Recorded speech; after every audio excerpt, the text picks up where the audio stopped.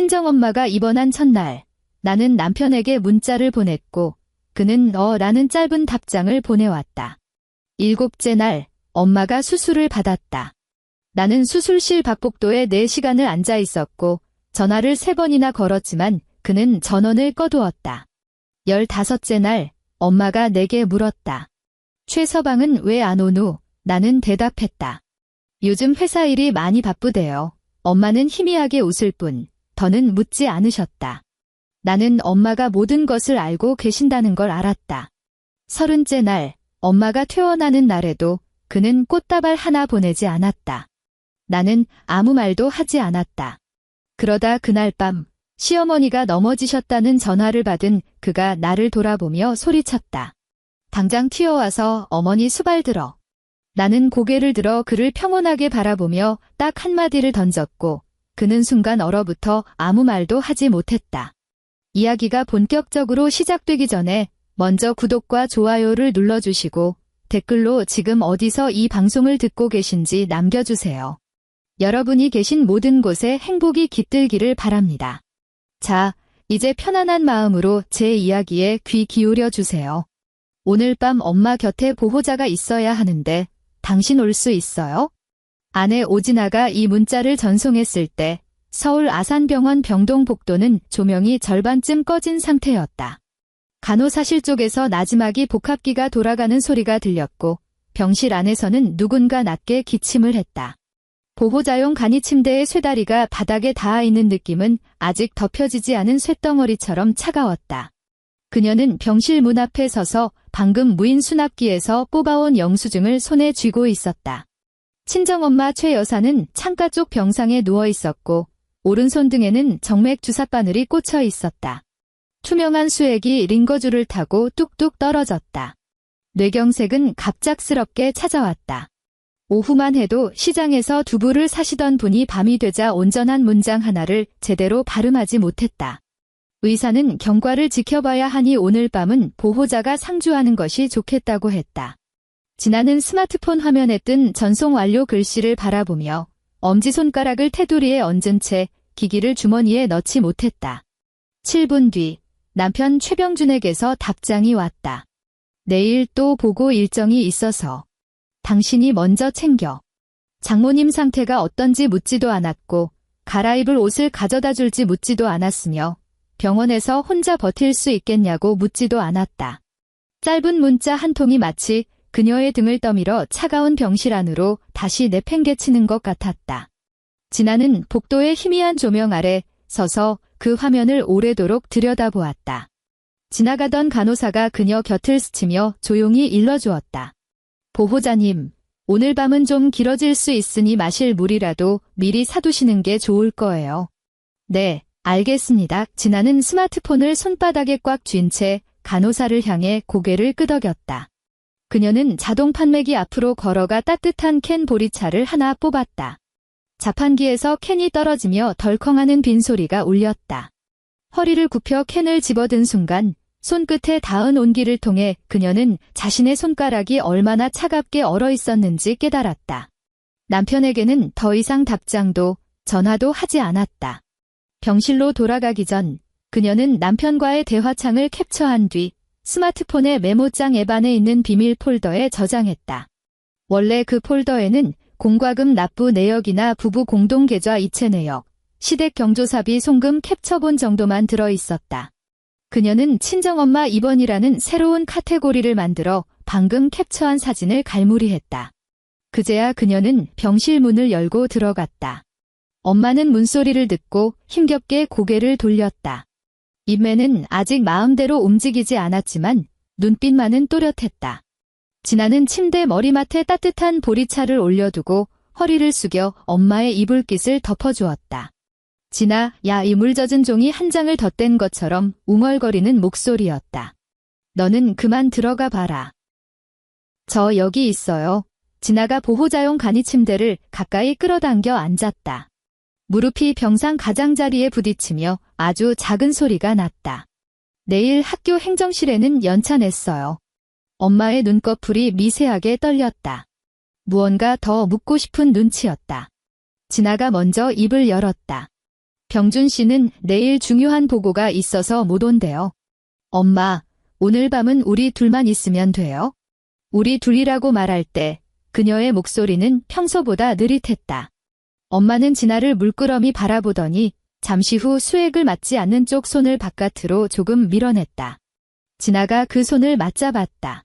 엄마의 손바닥은 건조했고 힘을 준 탓에 손가락 마디가 뻣뻣하게 굳어 있었다. 병실 창밖으로는 깊은 밤의 서울 풍경이 펼쳐져 있었다. 멀리 한강 다리 위를 미끄러지듯 지나가는 자동차의 불빛들이 길게 늘어진 선처럼 보였다. 진아는 의자에 앉아 벽에 등을 기댄 채 깊은 잠에 빠지지 않으려 애썼다. 수시로 몸을 일으켜 수액병을 확인하고 엄마의 입가를 닦아드리고 호출벨을 눌러 간호사를 불렀다. 새벽 3시쯤 복도 끝 정수기에 뜨거운 물을 받으러 다녀오다 보니 옆 병상의 보호자 부부가 보였다. 아내는 남편의 어깨에 기대어 잠들어 있었고 남편은 한 손으로는 종이컵을 쥔 채 다른 한 손으로는 아내의 얼굴에 떨어지는 형광등 불빛을 가려주고 있었다. 진아는 병실 문턱에서 2초 동안 발걸음을 멈추었다가 조용히 들어가 머리맡에 종이컵을 내려놓았다. 컵바닥이 협탁에 닿는 소리가 생각보다 크게 났다. 엄마가 눈을 뜨자 진아는 황급히 허리를 숙이며 속삭였다. 아무것도 아니에요. 그냥 물 떠온 거예요. 동이 터올 무렵 드디어 남편에게서 전화가 걸려왔다. 진아는 화면에 뜬 병준이라는 두 글자를 응시하다가 신호음이 3번 울린 뒤에야 통화 버튼을 눌렀다. 장모님은 좀 어떠셔? 남편의 목소리에는 잠에서 막 깬 특유의 잠긴 소리가 묻어났다. 배경음은 고요했다.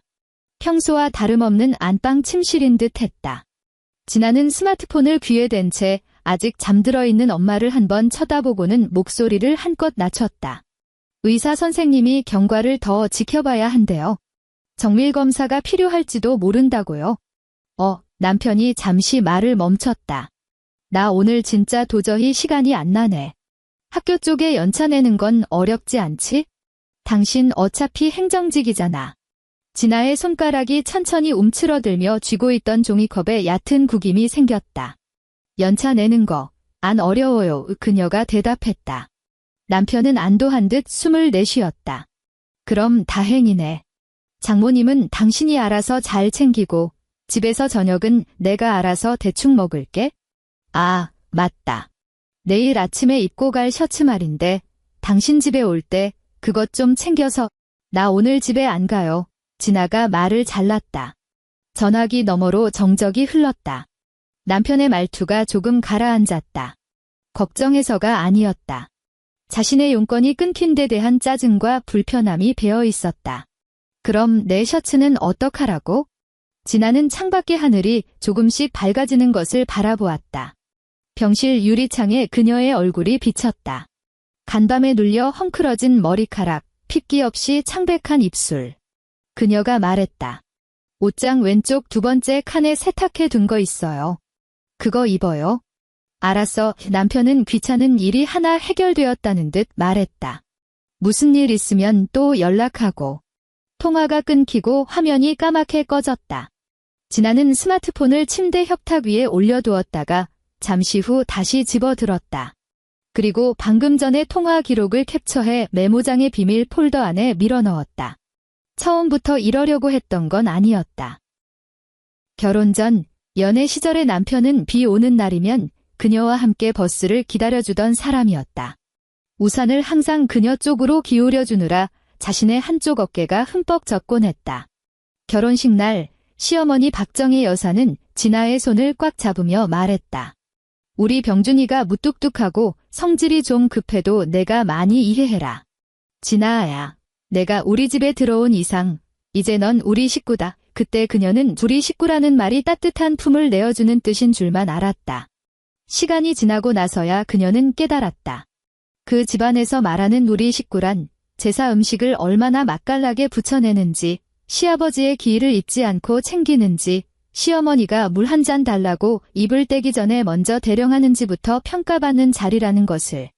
퇴근 후 지친 몸을 이끌고 평창동 시댁으로 달려가 미처 치마를 갈아입을 새도 없이 주방에 서서 대파를 썰 때 남편은 거실 소파에 누워 시아버지와 텔레비전을 보고 있었다. 그녀가 찌개를 끓여 상을 내갈 때면 시어머니는 친척들 앞에서 웃으며 이렇게 말했다. 우리 진아가 손놀림이 빠릿빠릿하진 못해도 그래도 마음 씀씀이는 착해요. 그때까지만 해도 진아는 웃을 수 있었다. 국공립학교 행정실의 업무는 결코 만만치 않았다. 신학기 등록, 급식비 감면 처리, 교사들의 휴가원 결제, 학부모들의 악성 민원 전화까지 하루 종일 쉴 틈이 없었다. 그럼에도 그녀는 명절마다 시댁에 어떤 선물을 보내야 하는지, 남편의 드라이 클리닝 맡긴 양복은 언제 찾아와야 하는지, 아파트 관리비 자동 이체일은 며칠인지, 부부 공동 계좌의 대출 원리금을 갚을 잔고가 넉넉한지 단 하나도 빠뜨리지 않고 기억했다. 그녀는 결혼 생활이란 을에 그런 것인 줄 알았다. 한 사람은 모든 자잘한 생활의 톱니바퀴를 챙기는 역할을 맡고 다른 한 사람은 바깥 사람들에게 우리는 제법 잘 살고 있습니다라고 떠벌리는 역할을 맡는 것. 하지만 친정엄마가 입원한 첫날 밤 좁은 간이 침대에 웅크리고 앉아 비로소 그녀는 똑똑히 깨달았다. 그놈의 우리라는 허울 좋은 단어 속에서 정작 실제로 갈려나가는 사람은 오직 자신 한 명뿐이라는 사실을. 수술은 7째 날 오전으로 잡혔다. 그날 아침 진아는 5시 30분에 눈을 떴다. 병원 근처 편의점에서 김밥을 2줄 사고 잠시 집에 들러빈 도시락통 2개를 챙겼다. 현관에는 센서 등이 켜져 있었고 남편의 구두가 아무렇게나 벗겨져 있었다. 간밤에 대충 벗어 던진 양말은 신발장 구석에 뒹굴었다.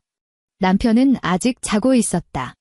진아는 안방문을 열지 않은 채 주방에 보조등만 켜두고 밥을 데운 뒤 어제 급하게 만들어둔 밑반찬을 나눠 담았다.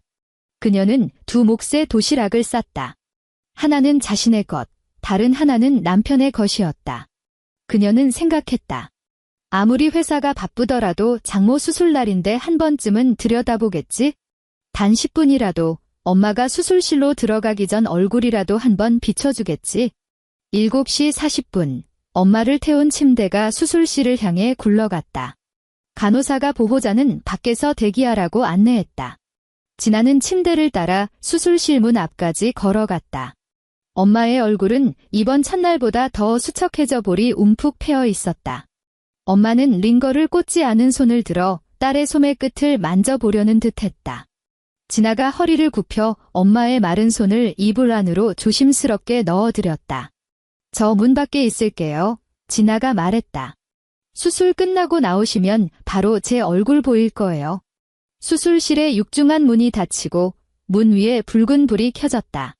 진아는 그 불빛을 하염없이 바라보다가 간호사의 안내를 받고 나서야 복도의 파란색 플라스틱 의자에 가서 앉았다.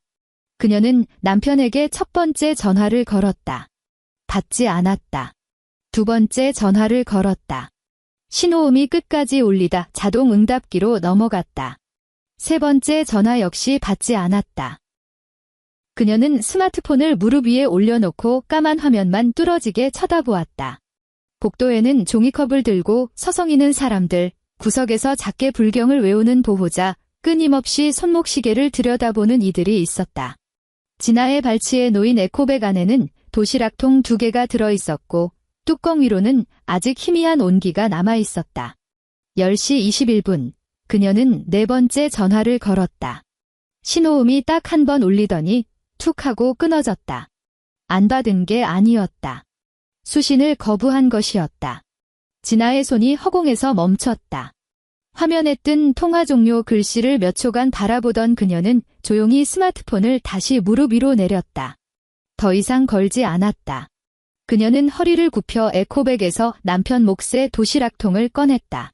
손가락이 플라스틱 뚜껑 가장자리에 잠시 머물렀다. 결혼 2년 차 때 남대문 시장에 가서 직접 골랐던 통이었다. 남편은 색깔이 너무 칙칙해서 남자가 들고 다니기 폼이 안 난다며 타박했고 결국 그 도시락통은 쭉 그녀가 학교에 싸 들고 다니는 용도가 되었다. 복도 끝에는 커다란 쓰레기통이 있었다. 진아는 자리에서 일어나 그곳으로 걸어갔다. 뚜껑을 열고 남편 몫의 도시락통을 안에 든 밥과 반찬째로 던져 넣었다. 툭 하고 쓰레기 봉투 위로 무언가 둔탁하게 부딪히는 소리가 났다.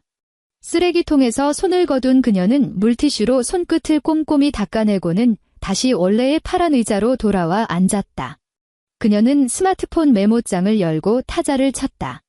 수술 당일 4시간 37분 경과. 동행자 없음. 마지막 글자를 완성한 뒤 스마트폰을 다리 위에 올려두고 두 손을 가지런히 모은 채 허리를 꼿꼿하게 세우고 앉았다. 수술실 문이 열릴 때마다 그녀는 고개를 들었다. 엄마가 아니라는 것을 확인하면 다시 시선을 바닥으로 떨구었다. 복도 타일 틈새에 낀 거무스름한 얼룩을 하염없이 바라보고 있을 때 마스크를 벗은 의사가 걸어 나와 그녀의 이름을 불렀다.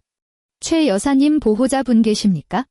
진아가 용수철처럼 자리에서 일어났다. 너무 오래 앉아 있었던 탓에 무릎이 저려와 하마터면 주저앉을 뻔했다. 의자 등받이를 짚고 간신히 중심을 잡은 그녀가 빠른 걸음으로 다가갔다. 의사는 수술이 아주 잘 끝났으며 이제 회복 경과를 지켜보면 된다고 설명했다. 진아는 연신 고개를 끄덕이며 의사가 말하는 주의 사항을 토시 하나 빠뜨리지 않고 머릿속에 새겨 넣었다. 설명이 끝나자 그녀는 허리를 굽혀 깊이 감사 인사를 전했다.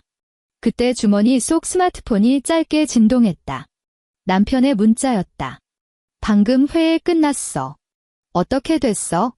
진아는 수술실 문 앞에 선 채로 즉시 답장하지 않았다. 간호사들이 엄마를 태운 침대를 밀고 나왔고 바퀴가 복도 바닥을 구르며 스르륵거리는 마찰음을 냈다. 그녀는 스마트폰을 주머니에 찔러 넣고 침대를 바짝 따라 병실로 향했다. 엄마를 침대에 편안히 눕히고 나서야 그녀는 답장을 썼다. 수술 잘 끝났어. 의사 선생님이 경과 좋대요. 남편 쪽으로 한번 들러봐라고 치던 손가락을 멈추고 그녀는 뒤로 가기 버튼을 눌러 글자를 모두 지웠다. 몇 분 뒤 남편에게서 다시 답장이 왔다. 다행이네. 나 오늘 밤도 야근할 것 같아. 진아는 그 글자들을 물끄러미 바라보다가 딱 한 글자만 보냈다. 이번 18날 시어머니의 전화가 걸려왔을 때 진아는 병실에 딸린 작은 화장실에서 엄마의 수건을 빨고 있었다. 옆 병상 환자에게 물소리가 시끄러울까봐 수도꼭지를 아주 약하게 틀어놓은 상태였다. 그녀는 한 손으로는 수건을 비틀어 짜고 한 손으로는 스마트폰을 들어 어깨와 귀 사이에 끼운 채 전화를 받았다. 진아, 야, 이 시어머니의 목소리는 평소처럼 나긋나긋했지만 끝이 길게 늘어졌다. 사돈어른은 좀 어떠시니? 회복 중이세요. 진아가 대답했다. 시간이 좀 더 필요할 것 같아요. 아이고, 노인네가 아프면 딸년이 고생하는 건 당연한 거지. 시어머니가 짧게 혀를 차더니 이내 본론으로 들어갔다. 그건 그렇고 우리 병준이 요즘 스트레스 엄청 받는 거 너도 알지? 회사에 큰 프로젝트가 떨어져서 아침마다 낯빛이 안 좋더라. 집안일은 내가 좀 더 신경 쓰고 걔가 양쪽으로 스트레스 받게 하지 마라. 진아는 물속에서 수건을 건져 올렸다. 수건 모서리를 타고 뚝뚝 떨어진 물방울이 세면대에 부딪혔다. 그녀는 아무 말도 하지 않았다. 시어머니는 진아가 묵묵히 듣고 있다고 생각했는지 설교를 이어갔다. 남자가 밖에서 돈 벌어오느라 얼마나 피곤하겠니? 친정엄마 간호는 내가 알아서 하더라도 집안 꼴을 너무 엉망으로 두지는 말고 우리 병준이 어릴 때부터 손에 물 한 방울 안 묻히고 귀하게 크네라. 챙겨주는 사람 없으면 당장 불편해한다. 진아야, 내가 좀 더 철들게 행동해라. 알겠니? 화장실 거울 속에 비친 진아의 양어깨는 마치 숨을 꾹 참고 있는 사람처럼 잔뜩 위로 솟아 있었다. 그녀는 수건을 마저 꽉 짜내며 흔들림 없는 목소리로 대답했다. 네, 어머니. 시어머니는 만족스러운 듯 콧소리를 냈다.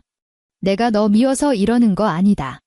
내가 우리 집안 며느리니까 뼈가 되고 살이 되라고 해주는 소리지. 남의 집딸이었으면 내가 이런 말 입 아프게 하겠니? 알고 있어요. 진아가 말했다. 통화가 끝난 뒤에도 수도꼭지에서는 얇은 물줄기가 계속 흘러내렸다. 진아는 귀에서 스마트폰을 떼어내고 통화 녹음 파일을 찾아 이름을 수정한 뒤 곧장 그 비밀 폴더 안으로 옮겨 넣었다. 물을 잠그고 따뜻한 수건을 챙겨 병실로 돌아왔다. 침대 등받이에 기댄 엄마는 주먹을 쥐었다 펴는 재활 동작을 아주 느리게 반복하고 있었다. 누구 전화냐? 엄마가 물었다. 진아가 따뜻한 수건을 엄마의 손등 위에 조심스럽게 덮어주며 대답했다. 학교 행정실이요. 엄마가 그녀의 얼굴을 가만히 살폈다. 진아는 고개를 숙인 채 이불 자락만 매만지며 엄마가 자신의 표정을 더 이상 읽지 못하게 숨겼다. 30째 날, 엄마는 마침내 퇴원 허가를 받았다. 퇴원 수속은 생각보다 더뎠다. 진아는 아침부터 늦은 오후까지 약을 타러 가고 병원비를 결제하고 진단서를 떼고 다음 회의 진료 안내를 듣느라 병원 곳곳을 뛰어다녔다. 남편에게는 아침 일찍 퇴원 시간을 문자로 남겨두었지만 진아가 엄마의 휠체어를 밀어 택시에 태울 때까지도 답장 한 통 오지 않았다.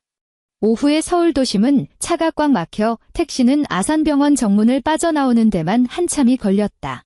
뒷좌석에 앉은 엄마의 어깨 위에는 진아가 챙겨온 두툼한 카디건이 걸쳐져 있었다. 입원하기 전보다 살이 많이 내린 탓에 엄마의 체구는 한없이 작아 보였다. 진아는 발치에 약봉지와 서류 뭉치가 든 쇼핑백을 내려놓고 한 손으로는 엄마의 팔을 부축하고 다른 한 손으로는 스마트폰 지도를 확인했다. 택시가 강변북로로 진입했을 때 엄마가 불쑥 입을 열었다. 최서방은 안 오고? 화면을 넘기던 진아의 손가락이 멈칫했다. 그녀는 앞을 똑바로 쳐다보았다. 흰 장갑을 낀 택시기사는 내비게이션 안내 방송에만 귀를 기울일 뿐 뒤를 돌아보지 않았다. 요즘 회사 일이 많이 바빠서요. 진아가 대답했다. 엄마는 더 묻지 않았다. 차창 밖으로 펼쳐진 한강 수면 위로 눈부신 햇살이 부서져 내렸고 다리 밑으로는 자전거를 타는 사람들의 모습이 스쳐 지나갔다. 한참의 침묵 끝에 엄마가 진아의 손등 위로 자신의 손을 포개 얹으며 손가락 끝으로 가볍게 토닥였다. 내 평생 너한테 제일 미안하고 후회되는 게 있다면 아직 발음이 완벽하진 않았지만 단어 하나하나에 힘이 들어가 있었다. 그때 널 서둘러 시집 보낸 거다. 진아는 창 쪽으로 고개를 휙 돌렸다. 유리창에 비친 그녀의 눈가는 붉게 달아올라 있었고 입술은 꾹 다물려 있었다. 그녀는 잔이에요라거나 괜찮아요라는 말을 입 밖으로 꺼내지 않았다. 남을 안심시키기 위해 쓰는 그런 위로의 말들은 지난 30일 동안 병실에서 이미 바닥까지 긁어 써버린 지 오래였다.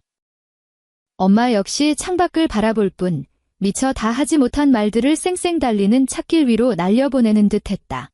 친정집에 도착한 진아는 약봉지를 풀어 아침, 점심, 저녁용으로 칸칸이 나누어 담고 냉장고 문짝에 다음 회의 진료 날짜를 커다랗게 적어붙인 뒤 화장실 앞발 매트를 미끄럼 방지용으로 싹 교체했다. 원래는 친정에서 하룻밤 자고 갈 생각이었지만 엄마는 기어이 그녀를 신혼집으로 등 떠밀었다. 내 얼굴이 반쪽이다. 낯빛이 그게 뭐냐. 거실의 낡은 소파에 앉아 재활용 고무공을 꽉 쥐었다 펴기를 반복하며 엄마가 말했다. 가서 따뜻한 물에 샤워하고 푹 자라. 내일 다시 와도 돼. 여기는 이웃집 아주머니가 들여다봐 주시기로 했으니까 너까지 병나서 쓰러지는 꼴은 못 본다. 진아는 쓰레기 봉투를 묶어들고 현관에 서서 엄마를 뒤돌아보았다. 채 다듬어지지 않은 부스스한 머리, 품이 큰 낡은 실내복, 발치에 놓인 은빛 보행 보조기. 비좁은 집안 곳곳에는 엄마가 살아온 세월의 흔적이 덕지덕지 배어 있었다. 식탁 의자 위에는 엄마가 직접 천을 덧대어 꿰맨 방석이 깔려 있었고 창가의 작은 화분들은 입원 직전 물을 너무 많이 준 탓에 잎끝이 누렇게 떠 있었다. 그럼 내일 아침에 다시 올게요. 진아가 말했다. 엄마가 고개를 끄덕였다. 조심해서 가라. 마포 아파트에 도착했을 때는 이미 밤 9시를 훌쩍 넘긴 시간이었다. 현관 도어록 비밀번호를 누르다 손가락이 미끄러져 한 번 틀리고 말았다. 경고음이 삐하고 울리자 그녀는 짧은 숨을 뱉고 번호를 다시 눌렀다. 현관 신발장에는 남편의 구두와 운동화가 2칸이나 차지하고 있었고 그녀의 단화는 구석으로 찌그러져 있었다. 거실에는 환하게 불이 켜져 있었고 텔레비전 소리가 요란했다. 남편은 소파에 비스듬히 누운 채 옆에 다 먹은 배달 음식 용기를 널브러져 두고 있었다. 이제 와. 남편은 고개도 돌리지 않은 채 말했다. 우리 엄마가 아까 사돈어른 퇴원하셨냐고 묻더라. 너도 전화 한 통 드려서 말씀드려야지. 진아는 코트를 벗어 문 뒤 옷걸이에 걸었다. 식탁 위에는 씻지 않은 머그잔이 나뒹굴고 있었고 세탁 바구니에는 남편이 벗어 던진 와이셔츠가 처박혀 있었다. 주방 싱크대에는 국물이 말라붙어 기름기가 둥둥 뜬 밥그릇들이 산처럼 쌓여 있었다. 나 오늘 너무 피곤해요. 진아가 무미건조하게 말했다. 전화는 내일 할게요. 남편이 그제야 고개를 휙 돌려 그녀를 쳐다보며 미간을 찌푸렸다. 전화 한 통 하는 게 뭐 그리 대단히 피곤하다고 그래? 우리 엄마도 걱정돼서 물어보신 건데? 진아는 가방을 식탁 의자에 올려둔 채 아무 대꾸도 하지 않았다. 곧바로 화장실로 들어가 문을 닫고 샤워기 물을 틀었다. 쏟아지는 물소리가 거실의 시끄러운 텔레비전 소리도 밖에서 툴툴거리는 남편의 불만 섞인 혼잣말도 모두 집어삼켰다. 샤워를 마치고 나오니 남편은 이미 침대에 누워 스마트폰을 보고 있었다. 부부 침대의 스탠드는 그의 자리 쪽만 켜져 있었고 진아의 자리 쪽은 캄캄했다. 그녀는 장롱에서 이불을 꺼내 거실 소파로 나갔다. 안방에서 남편의 날카로운 목소리가 들려왔다. 너 또 왜 그래? 진아는 소파 위에 이불을 펼치며 거실에서 소리쳤다. 엄마 방금 퇴원하셔서 나 신경 쓰여서 잠 안 와요. 거실에서 잘 테니까 조용히 좀 해요. 남편은 더 이상 따져 묻지 않았다. 어쩌면 그는 아내가 단순히 병수발에 지쳐서 부리는 짜증이라고, 며칠 푹 쉬고 나면 다시 예전의 순종적인 아내로 돌아올 거라고 착각했을지도 모른다. 아침 일찍 일어나 빳빳하게 셔츠를 다려놓고 시어머니의 전화가 오면 조건반사처럼 허리를 꼿꼿이 세우고 전화를 받으며 자신의 피로 따위는 늘 맨 뒷전으로 밀어두던 원래의 오진아로. 다음 날 진아는 학교에 출근하지 않았다. 연차를 낸 그녀가 향한 곳은 종로구에 위치한 법률구조공단이었다. 아침부터 가느다란 빗방울이 흩날렸다. 공단 건물 입구에서 우산을 접자 우산살을 타고 흘러내린 빗물이 타일 바닥에 둥근 자국을 남겼다.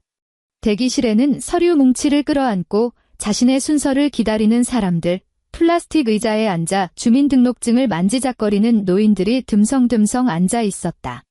진아는 번호표를 뽑고 자리에 앉아 무릎 위에 가방을 소중히 끌어안았다. 그 가방 안에는 스마트폰, 은행 계좌 이체 내역을 캡처한 출력물들, 부부 공동 계좌의 송금 기록, 그리고 친정엄마의 입원비 결제 영수증 뭉치가 들어 있었다. 그녀의 차례가 되어 상담석에 앉자 마주 앉은 국선 변호사는 말이 아주 느리고 차분한 중년 여성이었다. 변호사는 진아의 사정을 묵묵히 다 듣고 난 뒤에도 섣부른 위로를 건네거나 지호는 한 번 더 신중하게 생각해 보시죠 같은 뻔한 말로 그녀를 짓누르지 않았다. 그저 이렇게 물었다. 의뢰인님께서 지금 가장 우려하시는 부분은 무엇입니까? 진아는 책상 아래로 두 손을 맞잡고 손톱으로 손바닥을 꾹 눌렀다. 집이요, 그녀가 말했다. 그리고 앞으로 우리 엄마 재활치료비도 감당해야 해요. 더 이상은 이런 식으로 바보같이 살 수 없어요. 변호사는 고개를 끄덕이며 혼인 기간 동안 형성된 공동재산, 대출금 내역, 현재 살고 있는 아파트 전세 보증금의 출처, 그리고 그동안 생활비를 어떻게 분담해왔는지 모두 서류로 정리해 오라고 일러주었다. 하루아침에 끝날 싸움은 아닐 것이고 원하는 대로 100% 완벽하게 판결이 나지 않을 수도 있지만 증거를 꼼꼼하게 남겨두는 편이 맨입으로 진흙탕 싸움을 벌이는 것보다 100번 낫다고 조언했다. 진아는 변호사의 말을 귀담아 들었다. 상담을 마치고 건물 밖으로 나오니 비는 이미 그쳐 있었다. 도로 가장자리에 고인 물웅덩이를 밟고 지나가는 차들이 희뿌연 물보라를 튀겼다. 그녀는 곧장 집으로 가지 않고 근처의 작은 카페에 들러 가장 싼 따뜻한 커피 한 잔을 시켰다. 구석자리에 앉아 스마트폰을 꺼내 그 비밀 폴더를 열었다.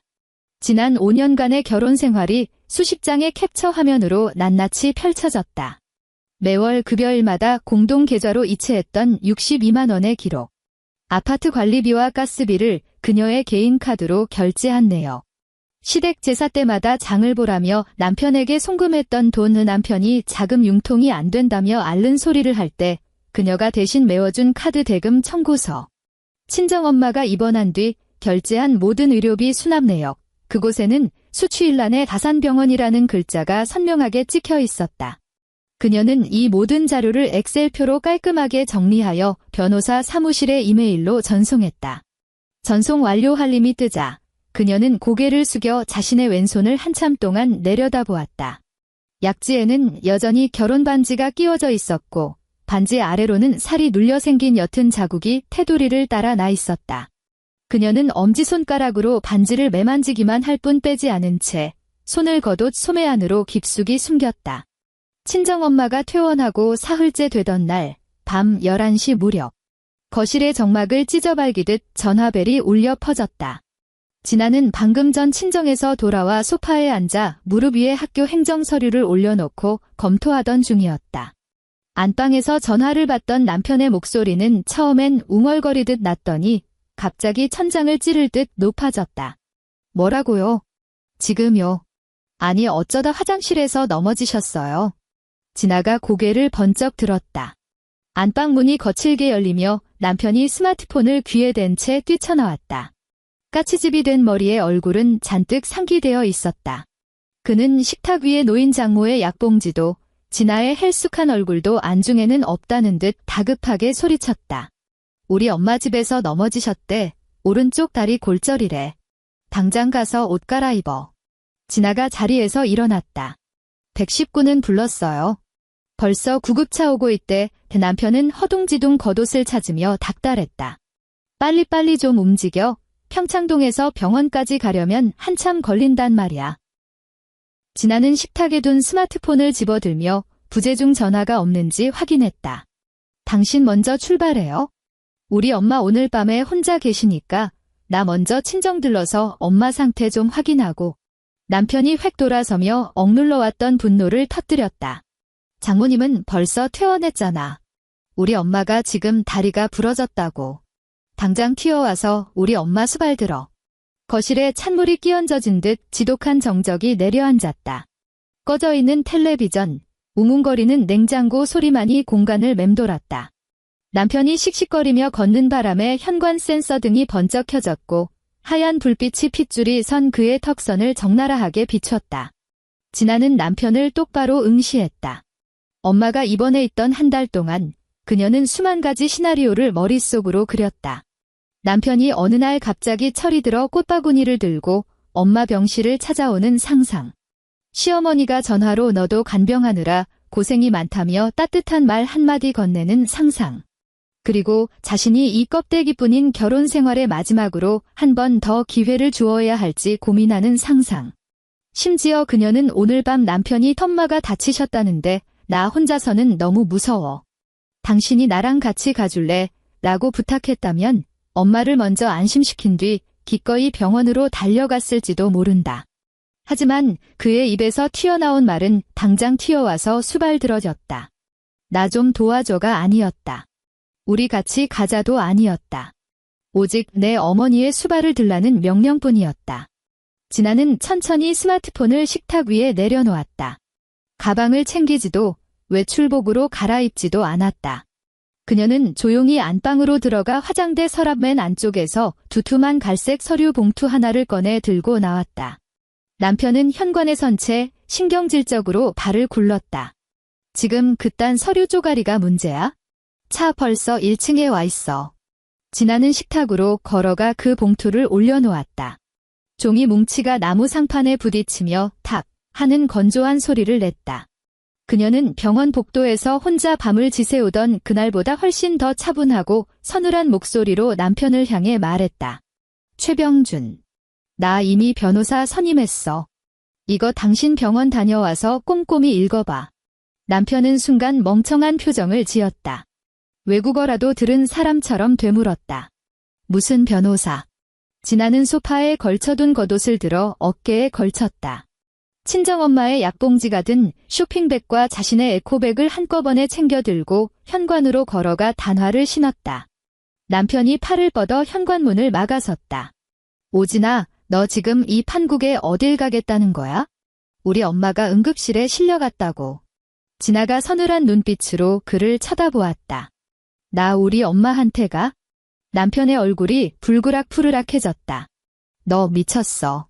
지금 상황 파악이 안 돼? 응, 완벽하게 돼. 진아가 도어록의 열림 버튼을 꾹 눌렀다. 바로 이런 상황이니까 가는 거야? 철컥 하고 문이 열렸다. 복도의 차가운 밤바람이 집 안으로 훅 밀려들어와 식탁 위에 놓인 서류 봉투의 가장자리를 들썩이게 했다. 남편이 씩씩대며 그녀의 팔목을 낚아채려 했지만 진아는 반보 뒤로 물러서며 그의 손을 피했다. 내 몸에 손대지 마, 그녀가 말했다. 그 한마디는 목소리가 크지도 않았지만 남편의 팔을 허공에 꽁꽁 얼어붙게 만들기에는 충분했다. 진아는 문 밖으로 나섰고 육중한 현관문이 그녀의 등 뒤로 쾅 닫혔다. 삐리릭 하고 도어록이 잠기는 경쾌한 소리가 울렸다. 그 소리는 마치 집안의 세상과 밖의 세상을 영원히 갈라놓는 선고 같았다. 남편은 그 자리에 몇 초간 넋을 잃고 서 있다가 번쩍 정신이 든 사람처럼 식탁으로 돌진해 서류 봉투를 박박 찢어 열었다. 맨 앞장에 적힌 굵은 글씨가 눈을 찔렀다. 협의 이혼 의사 확인 신청서 초안. 의뢰인 오진아. 남편의 손가락이 바들바들 떨리며 종이 끄트머리가 구겨졌다. 그는 이혼 사유를 읽지도 않았고 진아가 뒤쪽에 덧붙여 놓은 향후 생활 조율안도 읽지 않았다. 그가 다급하게 넘긴 곳은 재산 분할 청구 내역서였다. 마포구 아파트 전세 보증금, 부부 공동대출 상환 내역, 자금 출처 증빙 자료들이 빼곡했다. 그 마포 아파트는 결혼 2년 차에 구한 전셋집이었다. 전세 보증금 1억 8천만 원 중 일부는 시댁에서 보태준 돈이었고 나머지는 부부가 함께 받은 대출과 진아가 결혼 전 모아둔 적금을 헐어 맞춘 것이었다. 평소에 시어머니는 입버릇처럼 말했다. 이 집은 우리 최 씨 집안에서 우리 병준이 기 살려주려고 얻어준 거다. 진아, 너는 이 집에서 다리 뻗고 자면서 평생 감사한 줄 알아야 해. 그러나 그 서류에는 이런 단위까지 핏발 서린 숫자들이 낱낱이 해부되어 있었다. 진아의 결혼 전 적금이 이체된 날짜와 금액, 친정엄마가 보태준 지원금 액수, 공동계좌에서 빠져나간 대출 원리금 상환 내역, 무엇보다 그녀가 매달 단 한 번도 거르지 않고 공동계좌로 이체해온 62만 원의 5년치 은행 통장 거래 내역서, 시댁 친척들의 경조사비, 제사상 장보기 비용, 심지어 남편의 개인 카드값 대납 내역까지. 그리고 맨 마지막 장에는 친정엄마의 한 달치 병원비와 수술비 영수증이 첨부되어 있었고 그 옆에는 빨간 펜으로 이렇게 적혀 있었다. 배우자 최병준 부담 내역, 0원. 서류를 미친 듯이 넘기던 남편의 주머니에서 스마트폰이 요란하게 울렸다. 119 구급대원이 병원으로 빨리 오라고 재촉하는 전화였다.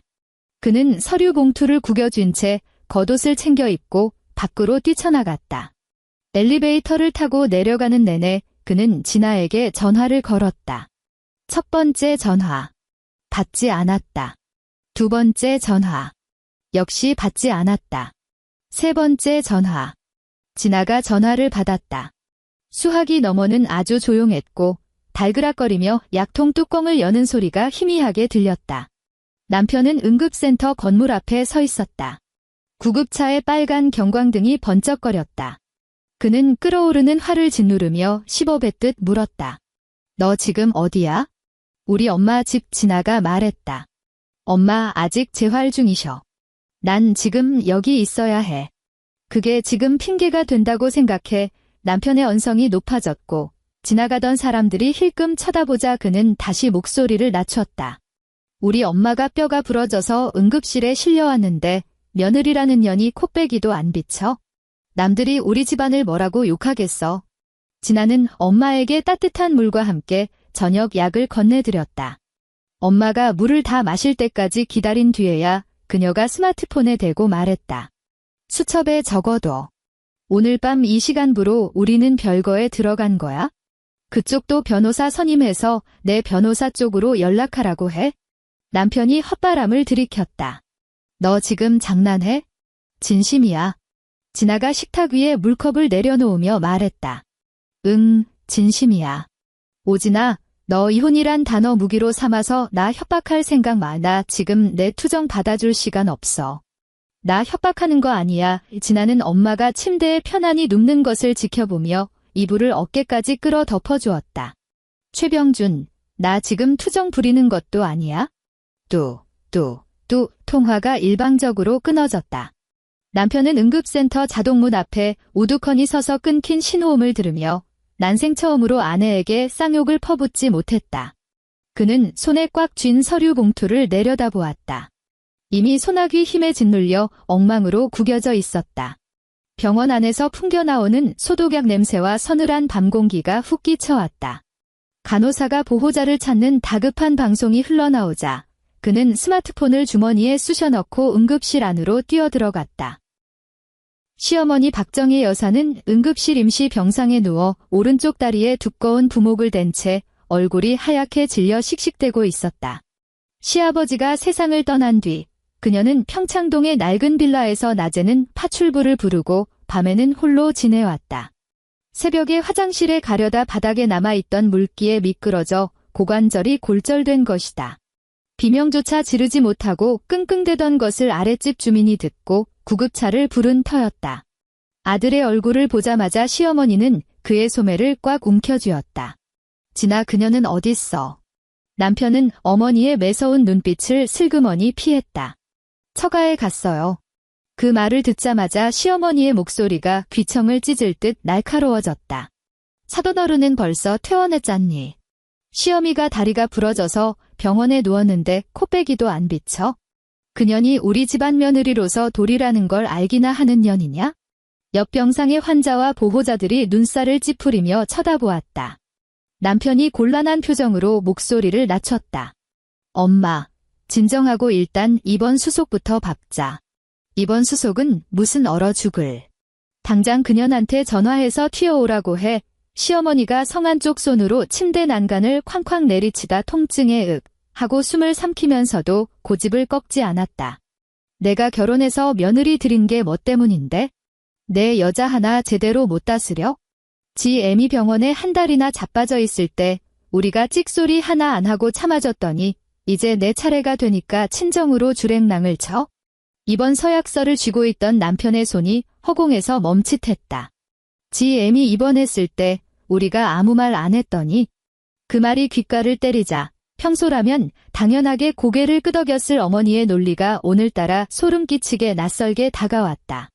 장모가 아산병원에 한 달이나 입원해 있는 동안 자신은 대체 몇 번이나 병실에 얼굴을 내밀었던가? 단 한 번도 1초도 가지 않았다.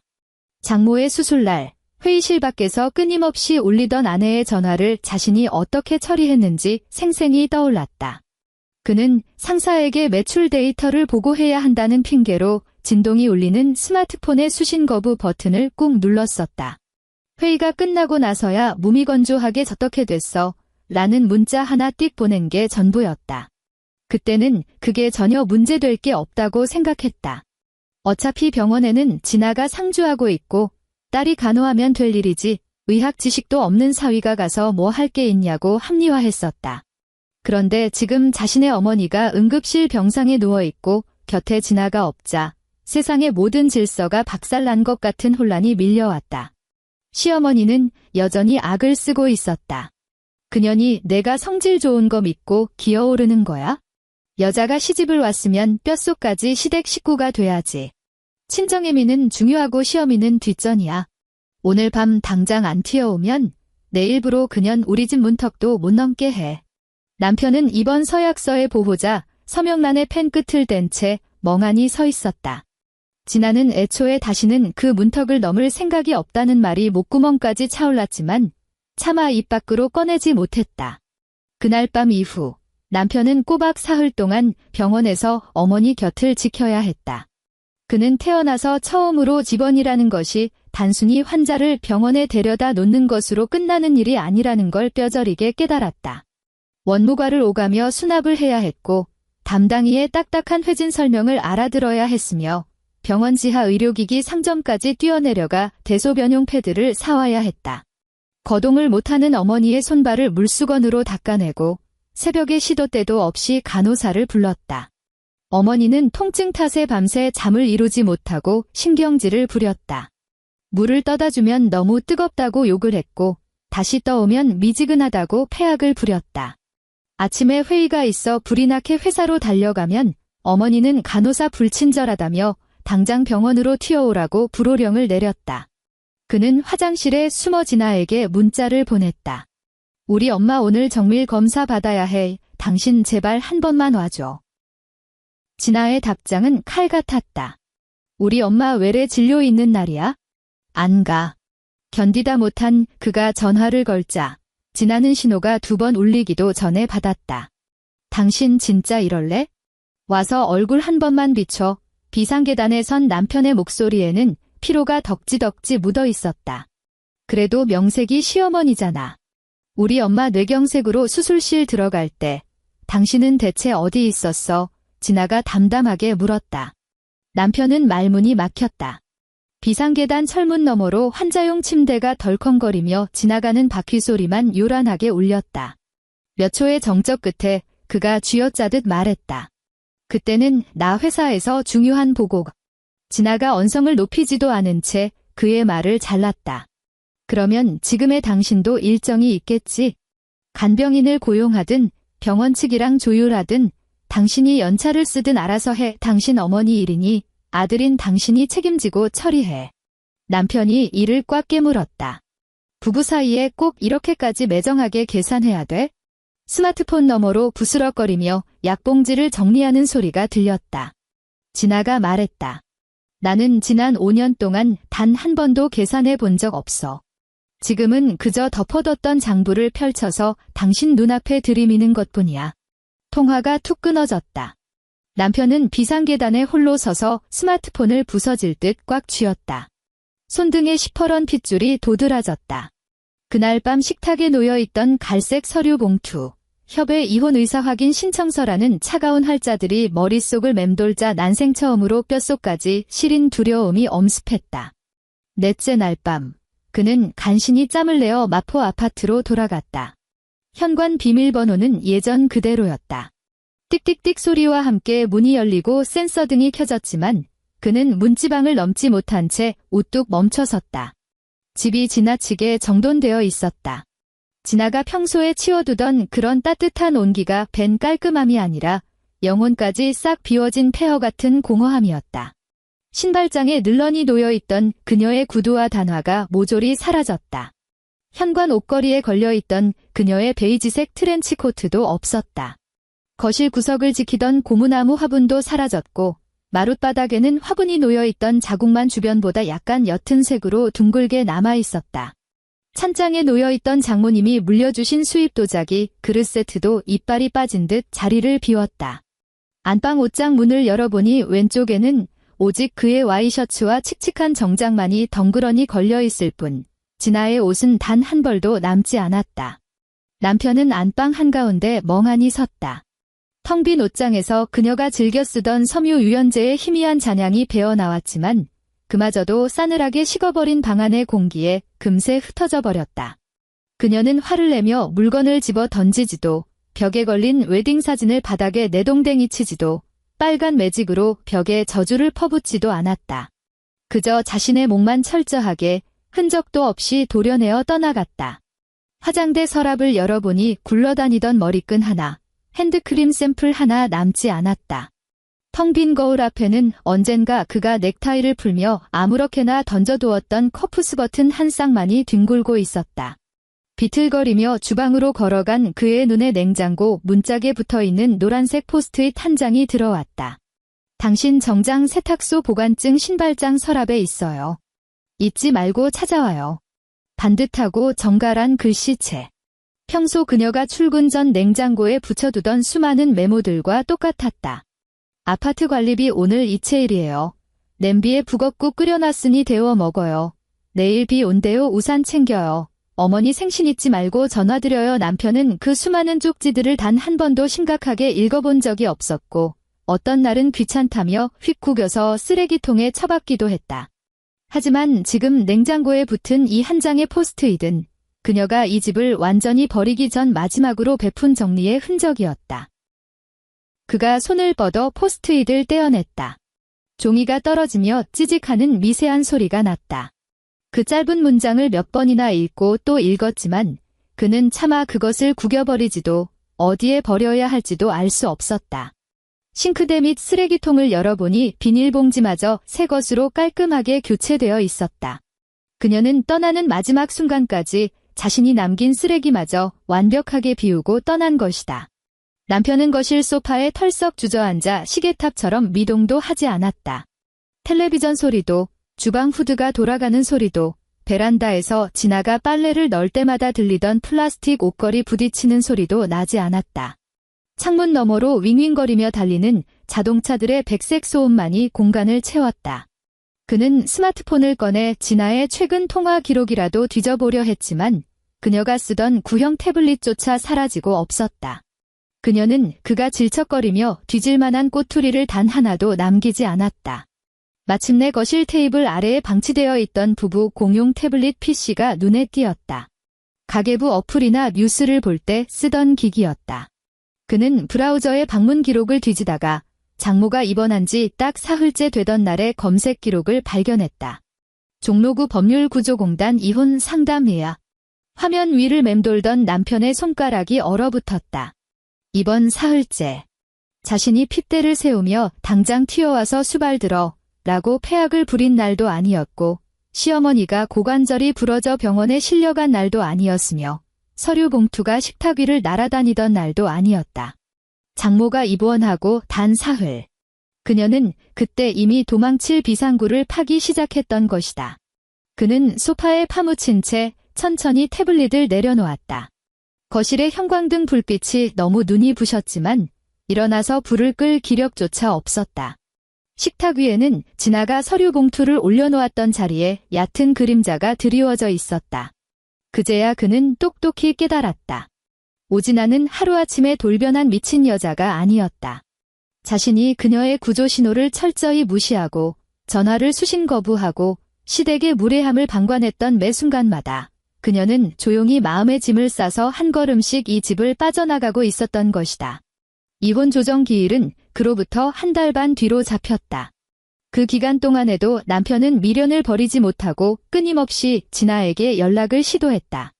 아침에는 돈을 점심에 만나서 대화 좀 하자고 문자를 보냈고 점심에는 마포 아파트 전세금 문제는 너무 매정하게 구는 거 아니냐고 따졌으며 밤에는 우리 엄마 지금 걷지도 못하시는데 며느리로서 너무 독하다며 감정의 밑바닥을 긁어댔다.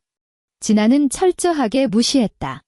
꼭 필요한 법적 절차는 오직 대리인인 변호사를 통해서만 짧게 전달할 뿐이었다. 시어머니가 입원했다는 소식이 시댁 친척들 사이에 퍼지자 남편의 스마트폰에는 참견하는 전화가 빗발쳤다.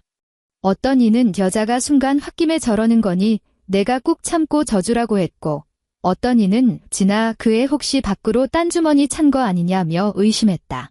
또 어떤 친척은 혀를 끌끌 차며 대놓고 비난했다.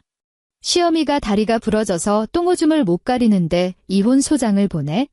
그년 진짜 피도 눈물도 없는 독종이다.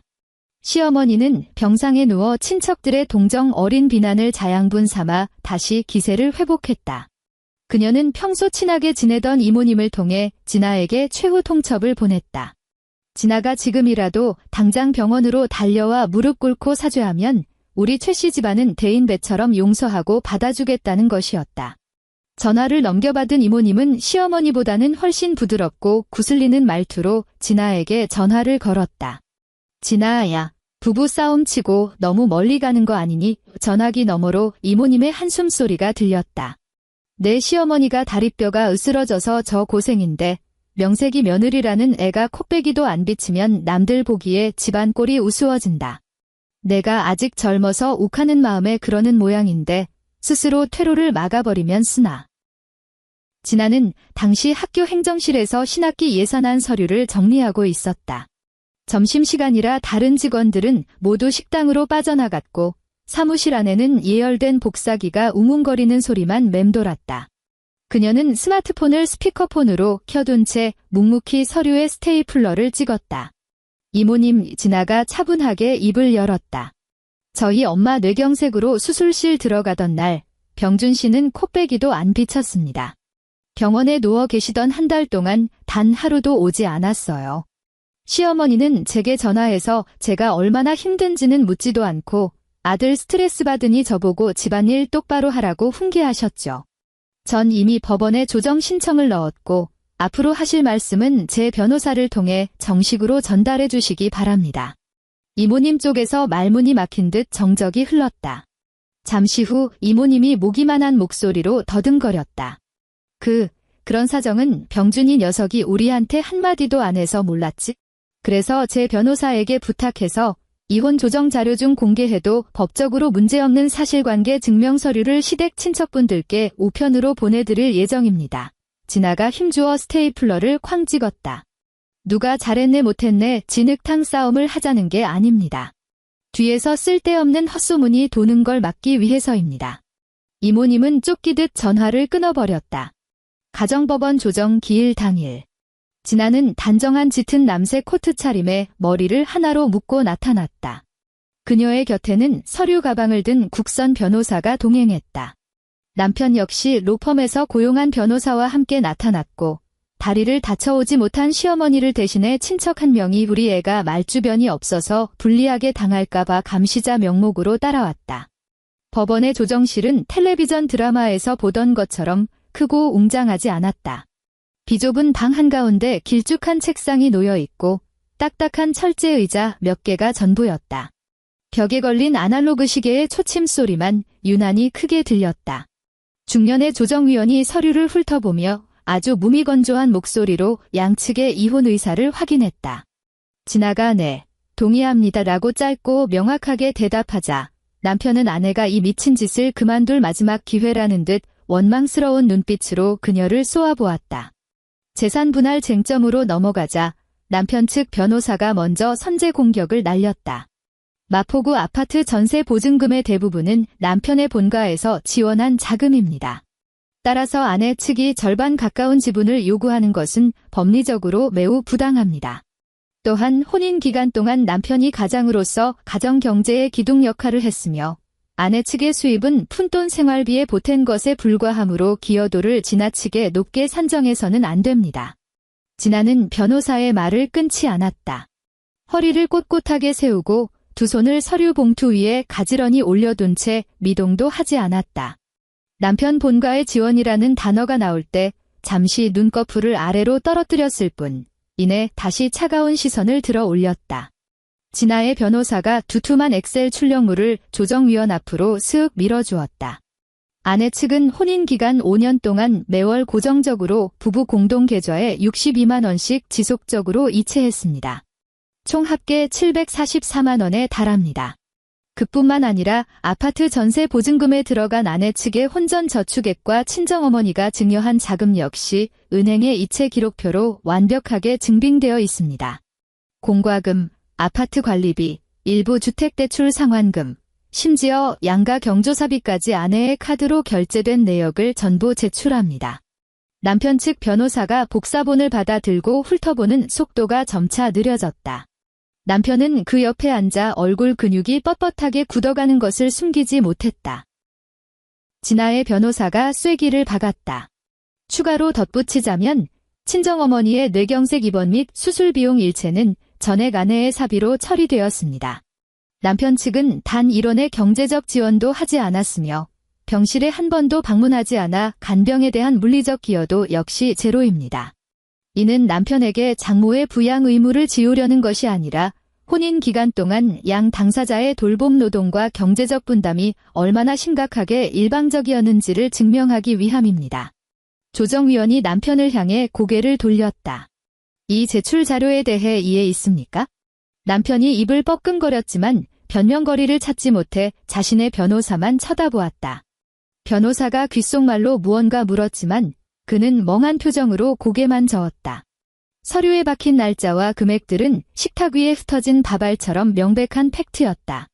진아의 변호사가 주머니에서 USB를 하나 꺼내 들었다. 시댁이 아내에게 일방적인 돌봄 노동을 지속적으로 강요해왔다는 사실을 입증할 통화 녹음 파일이 있습니다. 아내 본인이 직접 통화한 당사자 녹음이므로 불법 도청에 해당하지 않습니다. 위원장님께서 허락하신다면 지금 재생하겠습니다. 남편의 고개가 스프링처럼 진아 쪽으로 꺾였다. 진아는 그를 쳐다보지도 않았다. 조정실 안에 놓인 작은 스피커를 통해 녹음 파일이 재생되자 방 안의 공기가 얼어붙었다. 우리 병준이 요즘 스트레스 엄청 받는 거 너도 알지? 집안일은 내가 좀 더 신경 쓰고 남자가 밖에서 돈 벌어오느라 얼마나 피곤하겠니? 친정엄마 간호는 내가 알아서 하더라도 집안 꼴을 엉망으로 두지 마라. 우리 병준이 어릴 때부터 손에 물 한 방울 안 묻히고 귀하게 크네라. 챙겨주는 사람 없으면 당장 불편해한다. 시어머니 특유의 교양 있는 척하면서 사람을 옥죄는 목소리가 생생하게 울려 퍼졌다. 녹음이 끝나고 나서도 남편 측 변호사는 15초 동안 아무 말도 하지 못했다. 그 15초 동안 째깍거리는 시계 초침 소리만이 조정실 안을 채웠다. 남편의 보호자 자격으로 따라온 친척은 시어머니의 민낯을 처음 마주한 듯 민망함에 고개를 숙이고 책상 밑만 쳐다보았다. 남편의 귀끝이 붉게 달아올랐다. 우리 엄마 본심은 그게 아니었다고 변명하고 싶었지만 시어머니가 내뱉은 단어 하나하나가 너무나도 노골적이어서 어떤 포장도 불가능했다. 조정위원이 서류를 덮으며 말했다. 오늘 기일은 여기까지 하겠습니다. 양측 대리인은 분할 조율안을 다시 검토하여 다음 기일에 제출하십시오. 특히 아내 측이 주장하는 가사 노동 기여도에 대해 남편 측은 반박 의견을 낼 수 있으나 철저히 혼인 기간 동안의 객관적인 분업 사실에 근거해야 할 것입니다. 가정법원 건물을 나설 때 남편이 복도에서 뛰어나와 진아를 불러 세웠다. 오진아, 그의 목소리는 예전처럼 오만하지 않고 기운이 빠져 있었다. 너 꼭 이렇게까지 바닥을 드러내야 속이 시원하겠어? 진아의 발걸음이 멈췄다. 복도에는 서류 가방을 든 낯선 사람들이 구두 굽소리를 내며 바쁘게 스쳐 지나갔다. 진아의 변호사는 몇 걸음 앞서 걸어가며 그녀를 재촉하지 않고 조용히 기다려주었다. 진아가 뒤돌아 남편을 응시했다. 어느 정도의 바닥을 말하는 거야? 남편의 미간에 깊은 주름이 팼다. 녹음 파일에 통장 이체 내역서에 친척들한테 내용 증명 돌리는 것까지 그래도 우리 한때 부부였잖아. 우리가 진짜 부부이긴 했을까? 진아의 목소리에는 어떠한 감정의 동요도 없었다. 우리 엄마 뇌경색으로 수술실 들어가던 날 당신은 내 전화를 수신 거부했어. 남편의 안색이 잿빛으로 변했다. 진아는 더 이상 그에게 악을 쓰거나 억울함을 호소하지 않았다. 그녀는 들고 있던 서류 가방을 다른 손으로 옮겨주며 차갑게 내뱉었다. 당신을 망신 주려고 이러는 게 아니야? 그냥 더 이상 그 잘난 당신 집안의 더러운 비밀을 나 혼자 뒤집어 쓰고 감춰주지 않겠다는 것뿐이야. 그 말에 남편은 뒤통수를 걷어차인 사람처럼 멍하니 입을 벌린 채 얼어붙었다. 진아는 등을 돌려 법원 입구를 향해 걸어갔다. 젠걸음도 아니었지만 그녀는 단 한 번도 뒤를 돌아보지 않았다. 조정실에서 있었던 수모는 시어머니의 귀에도 금세 들어갔다. 병상에 누운 시어머니는 분통을 터뜨리며 플라스틱 물컵을 집어 던졌다. 컵은 깨지지 않고 병상 밑으로 대굴대굴 굴러갔다. 고용된 간병인이 허리를 굽혀 컵을 줍는 와중에도 시어머니의 악다구니는 멈추지 않았다. 그년 아주 독사 같은 년이야. 세상 어느 집 며느리가 시어미가 한 말을 몰래 녹음해서 법정에서 틀어제껴? 우리 최씨 집안이 아주 근본 없는 년을 잘못 들여서 이 꼴을 당하네. 간이 의자에 구부정하게 앉아있던 남편은 예전처럼 맞아요 엄마. 그 여자가 미친 거요 라고 맞장구 치지 않았다. 아들이 입을 꾹 다물고 있자 시어머니의 분노는 아들을 향했다. 너 꿀 먹은 벙어리 됐냐? 전현이 내 머리 꼭대기에 올라타서 돈 내놓으라는데 아주 호구를 잡혀? 전현이 달라는 대로 다 퍼줄 작정이야? 남편은 간병인의 손에서 물컵을 건네받아 병실 협탁 위에 조심스레 올려놓으며 나지막이 말했다. 엄마, 그 사람이 생떼 써서 뺏어가는 돈 아니에요? 원래 진아 돈이었어요. 시어머니의 두 눈이 화등잔만해졌다. 찢어질 듯한 하이톤이 튀어나왔다. 내가 지금 그년 편을 들어? 너랑 갈라서겠다고 법정에 세운 년을? 남편이 천천히 고개를 들어 침대에 누운 노모를 응시했다. 머리는 산발의 안색은 흑빛이었지만 그 표정만큼은 언제나 그러했듯 오만했다. 자기가 입을 열면 온 세상이 자기 발밑에 엎드려야 한다는 그 오만함. 남편은 지난 30년 넘게 어머니의 저 표정에 길들여져 왔다. 어머니가 억지를 부리면 그는 조용히 뒤로 빠져 아내인 진아에게 그 짐을 떠넘기는 것에 너무나도 익숙했다. 진아가 묵묵히 다 치워주면 그들 모자는 아무 일도 없었던 것처럼 평온하게 살아갈 수 있었으니까. 하지만 이제 진아는 그들의 쓰레기통이 되어주지 않았다. 엄마, 남편이 메마른 입술을 뗐다. 장모님 아산병원에 한 달 입원해 계시는 동안 나 거기 단 1초도 얼굴 안 비쳤어요. 시어머니의 입술이 파르르 떨렸다. 그게 뭐 대수냐? 넌 회사가 바빴잖아. 진아도 똑같이 출근하고 일했어요. 남편이 담담하게 대꾸했다.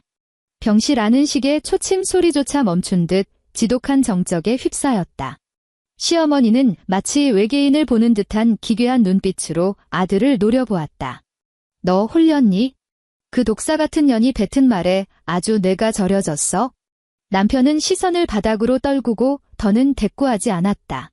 그가 갑자기 개과천선해서 훌륭한 인격자가 된 것도 아니었고 진아가 겪었던 그 지옥 같은 서러움을 온전히 공감하게 된 것도 아니었다. 그는 그저 오진아라는 방파제가 사라지고 난 뒤 처음으로 어머니가 내지르는 폐악의 파도를 맨몸으로 맞고 나서야 비로소 깨달았을 뿐이다. 진아가 그동안 혼자서 받아냈던 짐이 사람을 얼마나 숨막히고 미치게 만드는 무게였는지를. 친척들 사이의 소문은 꼬리에 꼬리를 물고 무성하게 퍼져나갔다. 어떤 부류는 진아를 두고 시어머니가 다리가 부러졌는데도 나 몰라라 하는 냉혈한 이라며 씹어댔고, 다른 부류는 결혼 생활 내내 녹음기를 켜두고 살았다니 소름 끼치는 년이라며 치를 떨었다. 시어머니는 병문안을 오는 친척들을 통해 이런 악의적인 말들을 진아의 귀에 들어가도록 흘렸다.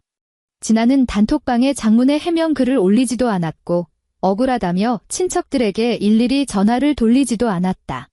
그녀는 그저 변호사를 통해 조정실에서 오갔던 핵심 증거 자료들 중 합법적으로 공개 가능한 팩트 요약본을 만들어 이 소용돌이에 얽힌 모든 친척들에게 등기로 발송했다. 거기에는 부부의 결혼식 때 주례를 섰고 덕담을 아끼지 않았던 남편의 고모 최영숙의 이름도 포함되어 있었다. 고모가 그 서류 봉투를 받은 날은 주방에서 배추김치를 버무리고 있던 오후였다. 식탁 위에 올려둔 스마트폰으로 파일이 전송되었고 그녀는 고무장갑에 묻은 고춧가루도 채 닦지 못한 채 한 장 한 장 화면을 넘겼다. 장모 수술 당일 남편 4번째 통화 수신 거부라는 대목에 시선이 닿았을 때 그녀의 손가락이 멈췄다. 거실을 지나가던 고모부가 당신 왜 그래? 라고 물었지만 그녀는 대답 대신 앞치마에 젖은 손을 대충 쓱쓱 닦고는 진아의 번호를 눌렀다. 전화를 받은 진아의 목소리는 언제나처럼 깍듯하고 예에 바랐다. 네, 고모님. 안녕하세요. 고모는 한참 동안 입을 떼지 못했다. 수화기 너머로 진아가 손을 씻고 물을 잠그는 듯한 희미한 수도꼭지 소리가 들렸다. 아이야, 고모가 힘겹게 첫마디를 뱉었다. 내가 옳다. 진아는 학교 행정실 박복도 끝에 서서 유리창 너머 운동장을 가로질러 뛰어가는 학생들을 바라보고 있었다. 폰을 쥔 그녀의 목을대가 한 번 크게 일렁였지만 섣불리 대답하지 않았다. 고모가 잠긴 목소리로 말을 이었다. 너희들 결혼식 날 내가 내 손 잡고 최씨 집안 며느리 들어왔으니 죽이 되든 밥이 되든 잘 참고 살라고 했었지. 지금 생각해보면 내 입에서 너무 쉽게 나간 말이었다. 그 무거운 짐을 여태껏 너 혼자 떠안고 버티느라 참말로 고생 많았다. 진아는 복도의 테라초 타일 바닥을 하염없이 내려다보았다. 청소 아주머니가 막 대걸레를 밀고 간 자리에 옅은 물자국이 남아있었다. 그녀는 남은 한 손으로 창턱에 차가운 알루미늄 세실을 꽉 부여잡았다. 손가락 마디가 하얗게 질릴 정도로. 감사합니다. 고모님, 진아의 목소리가 미세하게 떨렸다. 통화가 끝난 뒤에도 진아는 곧바로 사무실로 돌아가지 못했다. 그녀는 창가에 선 채로 수업 종이 울리고 학생들의 왁자지껄한 웃음소리가 완전히 잦아들 때까지 가만히 밖을 내다보다가 스마트폰을 주머니에 찔러 넣었다. 고모의 그 내가 옳다는 한마디가 법원의 판결을 뒤집어주거나 지난 5년의 지옥 같은 시간을 보상해주는 것은 아니었다. 하지만 그 말은 마치 무거운 돌덩이에 짓눌려 찢어지기 직전에 얇은 종이 한 장을 누군가 밑에서 살며시 받쳐준 것 같은 위안을 주었다. 이제 그녀는 더 이상 혼자서 세상의 손가락질을 온몸으로 막아내지 않아도 되었다. 두 번째 조정기일은 첫 번째보다 훨씬 무미건조하게 흘러갔다. 남편 측 변호사는 더 이상 자네의 분할 요구가 부당하다며 언성을 높이지 않았고 몇몇 항목의 액수 차이만 소극적으로 깎아내리려 애썼다. 진아 측 변호사는 조목조목 영수증을 들이밀며 반박했다. 가사 노동보상금 청구에 있어서도 감정에 호소하는 억지 주장을 펼치지 않았다. 부부의 양벌이 상황, 실제 집안일 분담 비율, 시댁제사 및 돌봄 노동의 독박 기록, 그리고 결정적으로 장모 이번 한 달 동안 진아 혼자 모든 것을 감당했다는 객관적 사실만을 건조하게 나열했다. 남편은 맞은편 철제 의자에 구부정하게 앉아 뻣뻣하게 식어버린 종이컵의 가장자리만 만지작거렸다. 안에 담긴 물은 단 한 모금도 축이지 않았다. 조정위원이 최종 합의안을 낭독했다. 마포구 아파트 전세 보증금은 양측의 실제 출자 비율에 따라 분할하며 진아는 원금 1억 300만 원을 돌려받는다. 이와 별개로 5년의 혼인 기간 중 발생한 독박가사 노동기여도에 대한 보상금 명목으로 1,200만 원을 지급받는다. 부부 공동명의 대출 및 자녀 자산의 정리는 합의서의 조항에 따른다. 양측 사이에 미성년 자녀는 없으므로 이혼 신고 및 호적 정리는 법적 절차대로 신속히 이행한다. 천 단위, 억 단위의 숫자들이 허공에 울려 퍼질 때마다 남편의 안면, 근육이 미세하게 경련했다. 그가 도저히 융통할 수 없는 엄청난 거액이라서가 아니었다. 진아가 땡전 한 푼 없는 빈털터리로 결혼해서 자신에게 빌부터 호의호식한 여자가 아니었다는 사실을 숫자로 두들겨 맞으며 인정해야 했기 때문이다. 그녀가 챙겨가는 돈은 자신을 속이고 뒤통수를 쳐서 뜯어내는 위자료가 아니라 지난 5년간 그녀 자신의 뼈와 살을 깎아 그 집구석에 쏟아부었던 본인의 피땀 그 자체였다. 서류에 서명할 때 남편의 펜 쥔 손이 눈에 띄게 파르르 떨렸다. 첫 글자를 쓰려다 획이 엇나가자 그는 멈칫하고는 펜을 고쳐쥐고 다시 이름을 썼다. 맞은편에 앉은 진아는 자신이 서명해야 할 페이지를 차르륵 넘기더니 아주 망설임 없이 도지나 세 글자를 휘갈겼다. 학교 행정실 책상에 앉아 늘 결제 도장을 찍던 익숙한 서류를 다루듯 거침없는 손놀림이었다. 남편이 고개를 들어 그녀의 옆얼굴을 바라보다가 불현듯 구청에 혼인신고서를 내러갔던 그날을 떠올렸다. 그날도 그들은 좁은 테이블에 나란히 앉아 있었다. 옅은 파스텔톤 블라우스를 입었던 진아는 서명을 마치고 자신을 향해 환하게 웃으며 앞으로 잘 부탁해라고 말했다. 그때 그는 속으로 무슨 신입사원 입사 인사 같네라며 픽 웃어넘겼었다. 하지만 지금 서명을 마친 그녀의 얼굴에는 서늘한 무표정만 자리할 뿐 그를 향해 단 한 번의 눈길도 주지 않았다. 가정법원 건물을 나설 때 하늘에는 먹구름이 잔뜩 껴 있었다. 진아의 변호사가 근처에서 따뜻한 차라도 한잔하겠느냐고 물었지만 그녀는 예에 바르게 거절했다. 오늘 오후엔 엄마 집으로 가서 재활센터 방문 치료를 지켜봐야 했다. 변호사는 고개를 끄덕이며 판결문 정본이 송달되면 다시 연락하겠다고 했다. 진아는 법원 현관 앞 계단에 서서 변호사에게 깎듯이 그러나 과하지 않게 허리를 굽혀 감사 인사를 전했다. 남편은 계단 아래에서 서류 가방을 쥔 채 머뭇거리고 있었다. 무언가 할 말이 혀끝에 맴도는 듯 했다.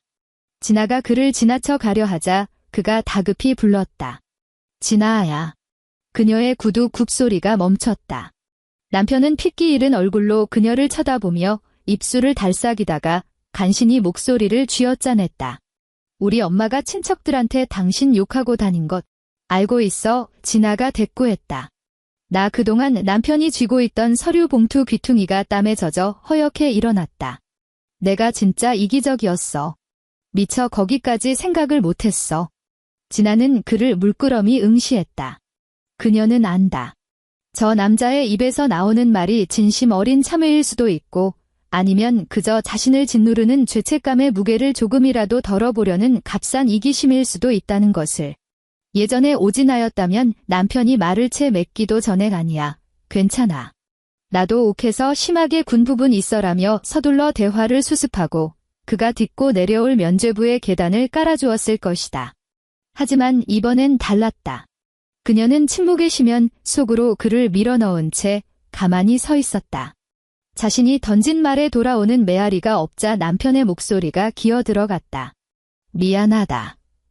법원 앞 화단에서 차가운 돌풍이 불어와 진아의 옆머리를 헝클어뜨렸다.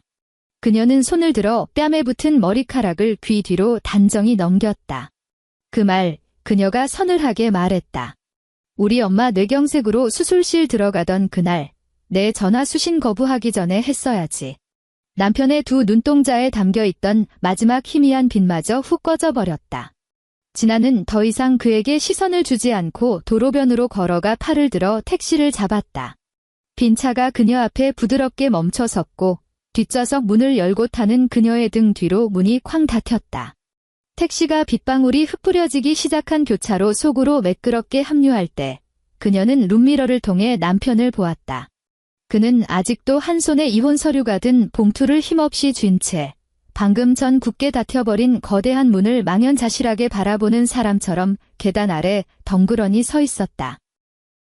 서류상 남남이 된 후 진아가 마포 아파트에 마지막으로 찾아가 가져온 물건은 베란다 구석에 처박혀 있던 잎이 시들시들한 고무나무 화분이었다. 사실 식물 자체는 이미 며칠 전 짐을 뺄 때 친정집 베란다로 옮겨둔 상태였다. 그날 빈집에 다시 들른 건 혹시라도 자신이 놓고 간 중요 우편물이나 서류가 있는지 확인하기 위해서였다. 남편은 출근하고 없었고 집안 꼴은 지난번보다 훨씬 더 개차반이었다. 주방 싱크대에는 음식물이 말라붙은 그릇들이 악취를 풍기며 쌓여 있었고 식탁 위에는 뜯지도 않은 배달 음식 봉투가 굴러다녔다. 그녀가 떠나기 전 냉장고 문짝에 붙여두었던 노란색 포스트잇은 흔적도 없이 사라져 있었다. 그녀는 고무장갑을 끼고 청소를 대신해줄 생각 따위는 추호도 없었다. 베란다 구석, 고무나무가 놓여있던 자리에는 흙먼지가 눌어붙은 빈 플라스틱 화분 받침대 하나만 덩그러니 남아있었다. 진아는 허리를 굽혀 받침대를 집어들고 물티슈로 쓱쓱 닦아 에코백에 쑤셔 넣었다. 신발을 신으려 현관 쪽으로 몸을 돌렸을 때 반쯤 열린 신발장 서랍 틈새로 빳빳한 종이 한 장이 삐져나와 있는 게 보였다. 세탁소 드라이 클리닝 보관증이었다. 수령 날짜는 이미 한 달이나 훌쩍 지나 있었고 남편이 정장을 찾아왔는지는 알 길이 없었다. 진아는 그 종이를 무심한 눈으로 한번 스윽 훑어보고는 서랍을 닫아주지 않은 채 그대로 몸을 돌렸다. 현관문을 열고 나섰다. 엘리베이터 버튼을 누르고 문이 열리기를 기다리는 동안 복도의 센서 등이 번쩍 켜졌다가 점차 어둠 속으로 녹아들며 꺼졌다. 그 짧은 암전의 순간 그녀의 머릿속을 스쳐간 것은 남편과 악을 쓰며 싸웠던 날이나 눈물 쏙 빼며 반지를 나눠 끼웠던 결혼식 날이 아니었다. 친정엄마가 쓰러져 입원했던 첫날 밤 차가운 보호자용 간이 침대에 웅크리고 앉아 스마트폰 화면 위로 뚝뚝 떨어지던 문장을 바라보던 자신의 모습이었다. 내일 또 보고 일정이 있어서 당신이 먼저 챙겨. 어떤 마른 빗으로 가슴을 찌른 그 순간보다 흉터가 아물기도 전에 매일 밤 상처를 후벼 파며 곱씹을 때 더 잔인하게 사람의 영혼을 갉아먹는 법이다. 이혼 판결이 확정되고 2달째 접어들 무렵 진아는 친정집 근처 마포구의 낡은 빌라촌에 아담한 투룸 전세를 구했다. 엄마 집까지 걸어서 딱 15분 거리였다. 퀴퀴한 곰팡내가 나는 반지하가 아니라 탁 트인 3층 볕이 잘 드는 남향집이었다. 오후 3시쯤이면 거실의 널찍한 창문을 뚫고 들어온 햇살이 원목 무늬 장판 위로 네모난 모양을 그리며 떨어졌다가 천천히 벽을 타고 올랐다. 그녀가 챙겨온 전세금 지분으로 얻기엔 조금 빠듯했지만 남은 돈은 은행에 정기예금으로 묶어두어 앞으로 들어갈 엄마의 재활치료비와 그녀 자신의 독립자금으로 남겨두었다. 부동산 중개인이 건네준 도어록 비밀번호가 적힌 쪽지를 받아들고 그녀는 새집의 현관문 앞에 우두커니 섰다. 텅 빈 거실에는 이전 세입자가 떼어가지 않은 낡은 커튼봉 하나만 대롱거리고 있었다. 그녀가 떨리는 손으로 새로운 비밀번호 4자리를 꾹꾹 누르자 띠리릭 찰칵 하는 경쾌한 소리와 함께 문이 열렸다. 지극히 평범한 기계음이었지만 그녀는 그 문 손잡이를 감싸준 채 한참 동안 숨을 골랐다.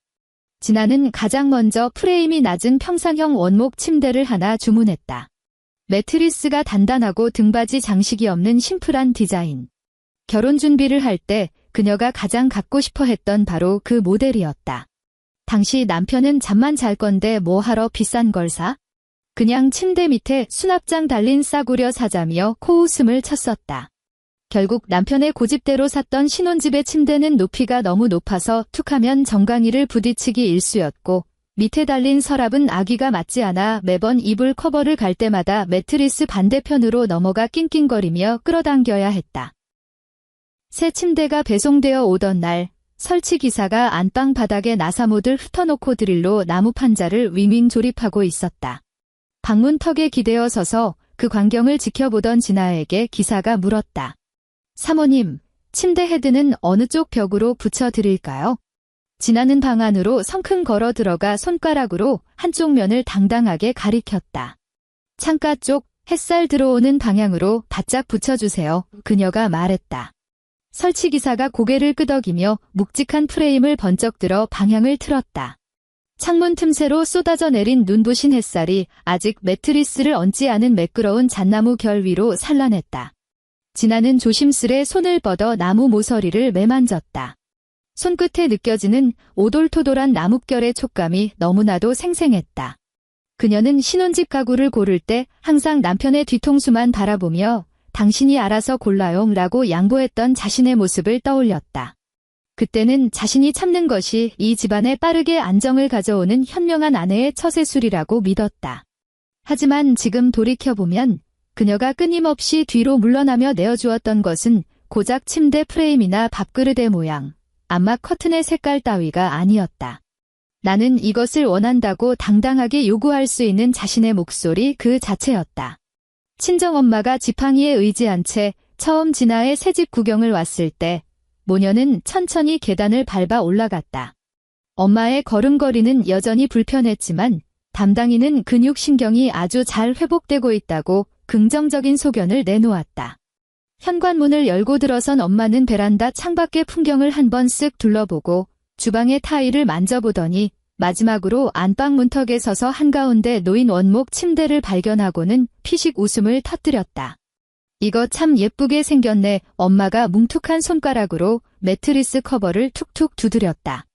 너 아가씨 때부터 딱 이런 거 사고 싶다고 노래를 불렀었잖아. 주방 싱크대 앞에서 보리차를 잔에 따르던 진아의 어깨가 일순간 멈칫했다.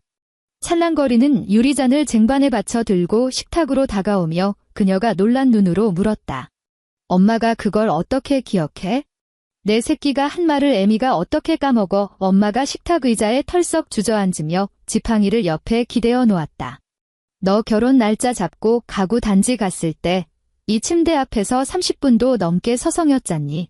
그때 최 서방이 돈 아깝다고 옆에서 하도 눈치를 줘서 내가 입국 닫고 돌아서는 꼴을 내가 두 눈으로 똑똑히 봤는데. 진아는 가슴이 먹먹해졌다. 엄마가 그 찰나의 순간을 이토록 선명하게 기억하고 있을 줄은 꿈에도 몰랐다. 그녀는 맺힌 눈물을 감추려 고개를 푹 숙인 채 유리잔의 물기를 티슈로 닦아내며 엄마 앞으로 밀어주었다. 엄마는 진아의 전남편 이름조차 입에 올리는 것을 불결하게 여기는 듯 더 이상 그에 대한 이야기는 꺼내지 않고 천천히 물만 넘겼다. 그날 저녁 두 사람은 새 아파트에서 소박한 첫 식사를 했다. 진아가 푹 끓여낸 사골국과 식기 좋게 잘게 다진 밑반찬 3가지가 전부였다. 대단히 거창한 이사 축하 파티는 아니었지만 작은 식탁 양끝에 마주보고 앉아 달그락거리는 숟가락 소리만이 편안한 배경음악처럼 깔렸다. 마비가 완전히 풀리지 않은 왼쪽 손으로 젓가락질을 하려던 엄마가 실수로 콩자반 하나를 식탁 위에 툭 떨어뜨렸다. 진아가 무의식적으로 엉덩이를 들썩이며 일어나 치워주려 하자 엄마가 먼저 손을 뻗어 그 콩자반을 집어 자신의 밥숟가락 위에 얹었다. 나 혼자 할 수 있어? 가만둬라. 엄마가 말했다. 진아는 엉덩이를 다시 의자에 붙이며 살며시 미소 지었다. 네. 그 한마디 대답은 과거 그녀가 시댁에서 쉴 새 없이 내뱉었던 수천 번의 제가 할게요보다 훨씬 더 느리고 다정하고 평온했다. 전 남편의 전화는 그 후로 딱 2번 더 울렸다. 첫 번째 전화는 서류상 완벽한 남남이 되고 난 지 3주가 지났을 무렵, 평일 늦은 오후였다. 행정실 퇴근을 마치고 친정집 현관에서 신발을 갈아 신던 참이었다. 점퍼 주머니 속 스마트폰이 부르르 떨렸고 액정에 뜬 익숙한 숫자를 내려다보던 진아는 잠시 망설이다가 통화 버튼을 밖으로 밀어 올렸다. 진아, 야, 이 전화기 너머 남편의 목소리는 술기운 없이 멀쩡하게 깨어 있었다. 잠깐 나랑 대화 좀 할 수 있어? 거실 안쪽에서는 엄마가 틀어놓은 재활운동 유튜브 영상의 기계적인 안내 멘트가 작게 흘러나오고 있었다. 진아는 신발장 열쇠거리에 기대어 선 채 차갑게 대꾸했다. 무슨 대화? 상대방 쪽에서 10초 가까이 정적이 흘렀다. 잔뜩 준비해온 변명거리들이 막상 그녀의 얼음장 같은 세 글자에 가로막혀 갈 길을 잃은 듯했다. 남편이 코로 거친 숨을 한 번 들이마시더니 입을 뗐다. 그러니까 내 말은 우리 둘 사이가 진짜로 영영 이렇게 끝나야만 하는 건지.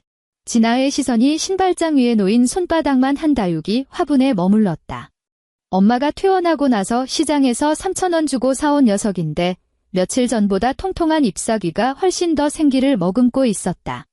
서류 정리 진작에 다 끝났어. 전세금 나누고 위자료 정산하고 호적 정리까지 전부 진아가 대답했다. 다시금 무거운 침묵. 예전에 오진아였다면 남편이 입을 다물 때마다 먼저 안달이 나서 분위기를 수습하려 들었을 것이다. 침묵이 길어지면 부부 사이에 금이 갈까 두려웠고 시어머니가 남편 기죽이는 못난 년이라며 타박할까 봐 겁이 났으니까. 하지만 지금의 그녀는 콧노래라도 부를 듯 여유롭게 남편이 파놓은 침묵의 늪이 제풀에 꺾여 허물어지기만을 기다리고 있었다. 결국 참다 못한 남편이 먼저 백기를 들었다. 내가 솔직히 무슨 말을 어떻게 시작해야 할지 모르겠다. 그럼 어떻게 시작해야 할지 알게 됐을 때 다시 전화해. 진아는 가차없이 통화 종료 버튼을 누르고 스마트폰을 주머니에 처박았다. 거실 한가운데 선 엄마는 영상 속 강사의 동작을 따라 팔을 위로 뻗고 있었다. 속도는 굼떴지만 손끝까지 힘이 잔뜩 들어가 있었다. 진아는 사뿐사뿐 걸어가 엄마 옆에 나란히 서서 허리에 손을 얹고 스트레칭을 따라했다. 엄마가 거울에 비친 딸의 뻣뻣한 허리를 보며 깔깔 웃었고 진아 역시 소리내어 웃었다. 두 번째 전화는 깊은 새벽 2시에 걸려왔다.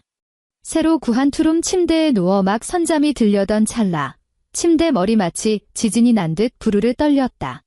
그녀는 신경질적으로 눈을 비비며 화면을 확인했고 발신자 번호를 확인하자마자 미간에 깊은 주름이 팼다.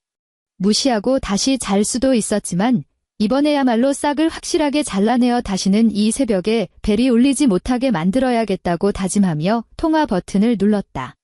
진아, 이번엔 혀가 반쯤 꼬인 알코올 냄새가 액정 밖으로까지 진동할 것 같은 쉰 목소리였다. 끝을 질척하게 늘어뜨리며 남편이 물었다. 너 자니? 진아는 상체를 일으켜 침대 헤드에 등을 기댔다.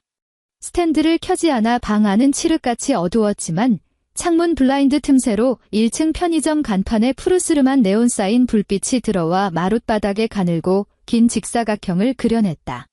용건만 말해 그녀가 싸늘하게 뱉었다. 남편이 허탈한 듯 아니면 취기에 어찌할 바를 모르는 듯 실없이 픽하고 웃었다. 너는 우리가 5년이나 살을 맞대고 살았는데 그 정이 그렇게 칼로 무자르듯 무썰어지냐? 5년이야. 5년 옛사람 감정이라는 게 하루아침에 싹 다 지워질 수 있는 게 아니잖아. 진아는 한 손으로 새로 깐 침대보의 가장자리를 만지작거렸다. 오롯이 자신이 취향대로 고른 화이트 코튼 시트에서는 햇볕에 바싹 말린 기분 좋은 섬유 유연제 냄새가 났다. 그녀는 어둠 속에서 흔들리는 블라인드 그림자를 가만히 바라볼 뿐 즉각 응수하지 않았다. 아내가 침묵하자 남편은 그녀의 마음이 약해졌다고 착각한 듯 목소리를 한껏 낮추며 애원했다. 내가 병신이었어. 내가 그동안 뒤에서 얼마나 우리 집안 챙기느라 갈려나갔는지 나 혼자 덩그러니 남아보니까 알겠더라. 우리 엄마도 엄마 성질은 내가 중간에서 잘 커버 칠 테니까. 우리 예전으로 다시 돌아가. 최병준이 지나가 날카로운 칼날처럼 그의 징그러운 애원 속으로 파고들었다. 수화기 너머의 숨소리가 멎었다. 진아의 목소리는 바닥을 박박기는 듯 평탄하고 서늘했다. 우리 엄마 뇌경색으로 생사 갈림길에서 수술실 들어갈 때 너 내 전화 수신 거부했지? 남편은 입도 뻥긋하지 못했다. 그날 아침에 나 김밥 2줄 사서 도시락통 2개 들고 병원 갔어. 진아의 목소리에는 어떠한 억울함도 섞여 있지 않았다. 이미 다 타버린 젤을 발로 툭툭 차는 듯한 무심한 뿐. 내 몫으로 쌌던 그 도시락통, 수술실 앞 파란색 쓰레기통에 처박아 버렸어. 3년 동안 내가 매일 구내식당에 들고 다니던 통이었는데 밥알채로 쓰레기 봉투에 쳐 넣으면서 솔직히 아깝다는 생각도 들더라. 쓰레기통에 처박힌 게 도시락인지 내 5년치 청춘인지. 스마트폰 너머로 취객의 헐떡거리는 숨소리만 훅훅 들려왔다. 미안하다며 사죄를 하고 싶은 건지 아니면 그때 회사 보고가 얼마나 중요했는지 또다시 비겁한 변명을 늘어놓고 싶은 건지 짐작할 수 없었지만 진아는 그에게 숨구멍 하나 열어주지 않았다. 감정이라는 거 내가 술 처먹고 이제야 찔찔 짜며 아쉬워한다고 해서 그 자리에 고스란히 멈춰 서서 널 기다려주는 거 아니야. 그녀가 마지막 선고를 내렸다. 앞으로 내 폰에 이 번호 뜨는 일 없게 해. 그녀는 종료 버튼을 누르고 곧바로 번호를 차단 목록에 등록해버렸다. 화면이 까맣게 꺼지자 방 안은 다시 깊고 아늑한 침묵에 잠겼다. 그녀는 울지 않았다. 가슴을 쥐어뜯으며 짐승처럼 오열할 시기는 아산병원 복도 의자에서 이미 다 지나갔다. 잠시 어둠 속에 앉아있던 그녀는 손을 뻗어 협탁의 스탠드를 켜고 맨발로 주방으로 걸어나가 시원한 생수 한 잔을 들이켰다. 텅 빈 유리잔을 대리석 상판 위에 내려놓는 소리가 맑게 울렸다. 다시 침대로 돌아온 그녀는 포근한 이불을 어깨까지 끌어올렸고 잠들기 직전 확인한 스마트폰 화면에는 더 이상 어떠한 방해물도 떠있지 않았다. 통화가 끊어진 남편 쪽 그는 넥타이를 반쯤 풀어 헤친 채 양복 재킷 자락을 바닥에 질질 끌며 길거리 벤치에 주저앉아 있었다. 한 손에는 아직도 스마트폰을 꽉 쥐고 있었다. 초가을 밤바람은 살갗을 파고들 만큼 제법 서늘했다. 야근을 마치고 늦게 귀가하는 직장인들이 빠른 걸음으로 그를 스쳐 지나갔지만 누구 하나 벤치에 널브러진 취객에게 눈길을 주지 않았다. 그는 벌건 눈으로 화면을 두드려 다시 통화 버튼을 눌렀지만 차갑고 기계적인 연결이 불가능합니다라는 안내 멘트만 허공에 흩어질 뿐이었다. 그날 밤 이후 그는 다시는 진아에게 전화를 걸지 못했다. 시어머니는 수술을 마치고 한 달 뒤 퇴원하여 평창동 빌라로 돌아갔다. 남편은 사설 간병인 업체와 계약하여 주간 요양보호사를 집으로 부르고 화장실 바닥 전체에 값비싼 미끄럼 방지 타일 시공을 새로 했다. 처음에 시어머니는 펄펄 뛰었다. 남의 집 식구를 거실에 들이는 게 얼마나 찜찜한 줄 아느냐고. 진아 그년이 멀쩡히 살아 숨쉬고 있는데 못하러 생돈을 길바닥에 뿌리냐며 아들을 쥐잡듯 잡았다. 그러나 남편은 어머니의 악다구니에 단 한마디 대꾸도 하지 않고 냉장고 문짝에 요양보호사의 비상연락처를 자석으로 붙여놓고 뒤도 돌아보지 않고 출근해버렸다. 며칠을 고래고래 소리 지르던 시어머니도 아들이 더 이상 진아한테 연락해서 오라고 할게요라는 말을 꺼내지 않자 기가 꺾였는지 불만의 타기들 요양보호사의 반찬 솜씨 흉보는 쪽으로 돌렸다.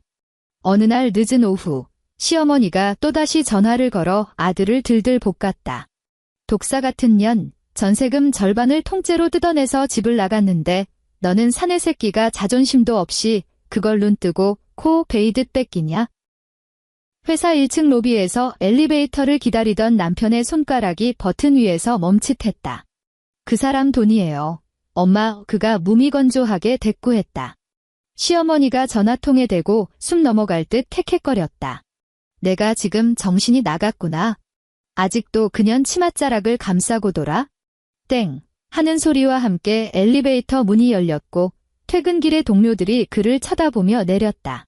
남편은 무거운 걸음으로 엘리베이터에 올라타 닫힘 버튼을 꾹 눌렀다. 엄마, 나 곧 회의 들어가요. 끊을게요. 통화가 뚝 끊겼다. 육중한 스테인리스 문이 양옆에서 미끄러져 와 쾅 닫혔고 거울처럼 반질반질한 문짝 표면에 그의 얼굴이 비쳤다. 이혼 서류를 찍어대던 몇 달 전보다 양볼이 눈에 띄게 헬쑥해져 있었고 눈 밑에는 짙은 다크서클이 둥지를 틀고 있었다. 주머니 속 스마트폰이 또다시 부르르 떨렸다. 틀림없이 시어머니가 육두문자를 섞어보낸 장문의 저주 문자일 테지만 그는 확인조차 하지 않고 스마트폰을 더 깊숙이 쑤셔 넣었다. 그는 어쩌면 이혼이라는 거대한 수업료를 치르고 나서야 인생의 아주 기초적인 이치를 깨달았는지도 모른다. 내 부모가 쏟아내는 부조리한 욕심과 분노를 닥치는 대로 아내라는 필터에 떠넘겨서는 안 된다는 것을. 하지만 그 깨달음은 너무나도 지각이었고 진아의 세상에는 더 이상 그의 자리가 1mm도 남아있지 않았다. 봄바람이 훈훈하게 불어올 무렵 친정엄마의 재활은 의사가 놀랄 정도로 빠른 진전을 보였다. 짧은 거리는 보행기 없이 혼자 힘으로 걸을 수 있었고 가스레인지 불을 켜서 간단한 국을 끓이는 것도 능숙해졌다. 담당인은 서두르지 말고 꾸준히 관절 운동을 해주면 일상생활에 아무 지장이 없을 것이라며 격려했다.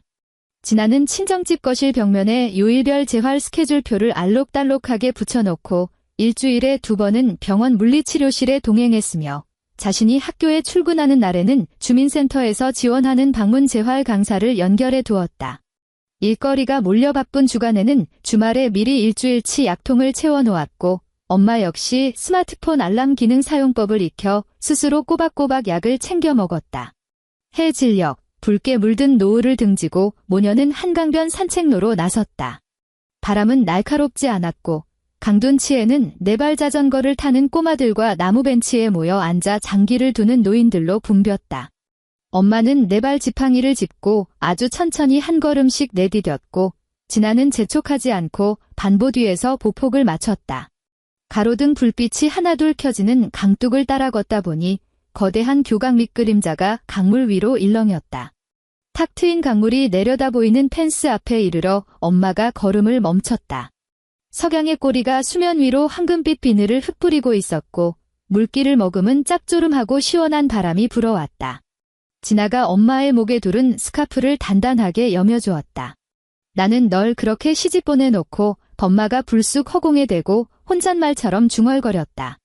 내가 평생 애미 원망하며 살까 봐 가슴에 돌덩이를 얹고 살았다. 진아는 곧장 대꾸하지 않았다. 강변 잔디밭에서 한 무리의 아이들이 연을 날리고 있었고 팽팽하게 당겨진 연줄이 돌풍을 만나 잠시 느슨해졌다가 다시 하늘로 치솟았다. 그녀는 자신의 오른팔을 엄마의 성 안쪽 팔짱 안으로 슬며시 밀어넣고 엄마의 어깨에 고개를 살짝 기댄 채 천천히 걸음을 옮겼다. 원망 안 했어.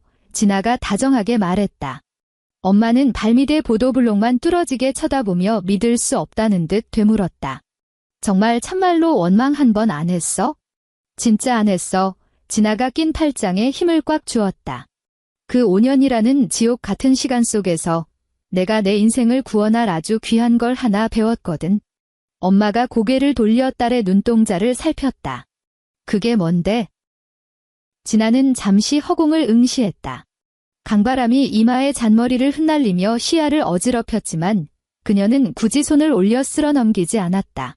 예전에 그녀였다면 누군가 결혼 실패해서 얻은 게 뭐냐고 물었을 때 체념한 듯 착하게 참아봤자 호구 잡힌다는 거요 혹은 남자는 고쳐 쓰는 거 아니라는 거요 따위의 뻔한 푸념을 늘어놓았을지도 모른다. 하지만 그런 냉소적인 비아냥은 상처받은 패배자들의 변명일 뿐 진짜로 그녀가 뼛속 깊이 깨달아 쟁취해낸 전리품이 아니었다. 그녀는 걸음을 멈추고 시선을 아래로 내려 엄마의 오른손에 꽉 쥐어진 네발 지팡이를 바라보았다. 아산병원에서 퇴원하던 날 의료기기 상사에서 제일 먼저 샀던 그 투박한 알루미늄 지팡이. 처음엔 엄마가 환자 티 내기 싫다며 병실 구석에 던져두고 거들떠보지도 않던 물건이었다. 진아는 손잡이 부분에 미끄럼 방지용 고무 그립을 예쁘게 감아주며 엄마를 달랬고 이제 그 지팡이는 환자의 수치스러운 낙인이 아니라 엄마가 세상으로 다시 한 걸음 나아갈 수 있게 지탱해주는 가장 든든한 다리가 되어 있었다. 난 내 가치를 찾았어요. 진아가 말했다. 엄마는 딸의 단단한 얼굴을 바라보며 입술을 달싹였지만 어설픈 위로의 말을 보태지 않았다. 그저 팔짱을 낀 진아의 온기를 자신의 품 쪽으로 꽉 끌어당길 뿐이었다. 모녀는 강바람을 맞으며 어깨를 나란히 한 채 잠시 서 있다가 다시 천천히 앞으로 걸어 나갔다. 산책로를 밝히는 가로등 불빛이 도미노처럼 차례대로 켜지며 그들의 앞길을 비추었다. 이번에는 엄마가 지팡이를 진아에게 넘기지 않았고 딸에게 더 단단히 부축해달라고 매달리지도 않았다. 덜덜 떨리던 엄마의 소나귀가 스스로 지팡이를 앞으로 힘차게 밀어내며 지면을 꾹 누르고 다음 발작을 뗐다. 진아는 빙글에 미소 지으며 자신의 보폭을 늦추어 두 발로 온전히 바닥을 딛고 선 엄마의 걸음에 완벽하게 리듬을 맞추어 걸어갔다. 엔드.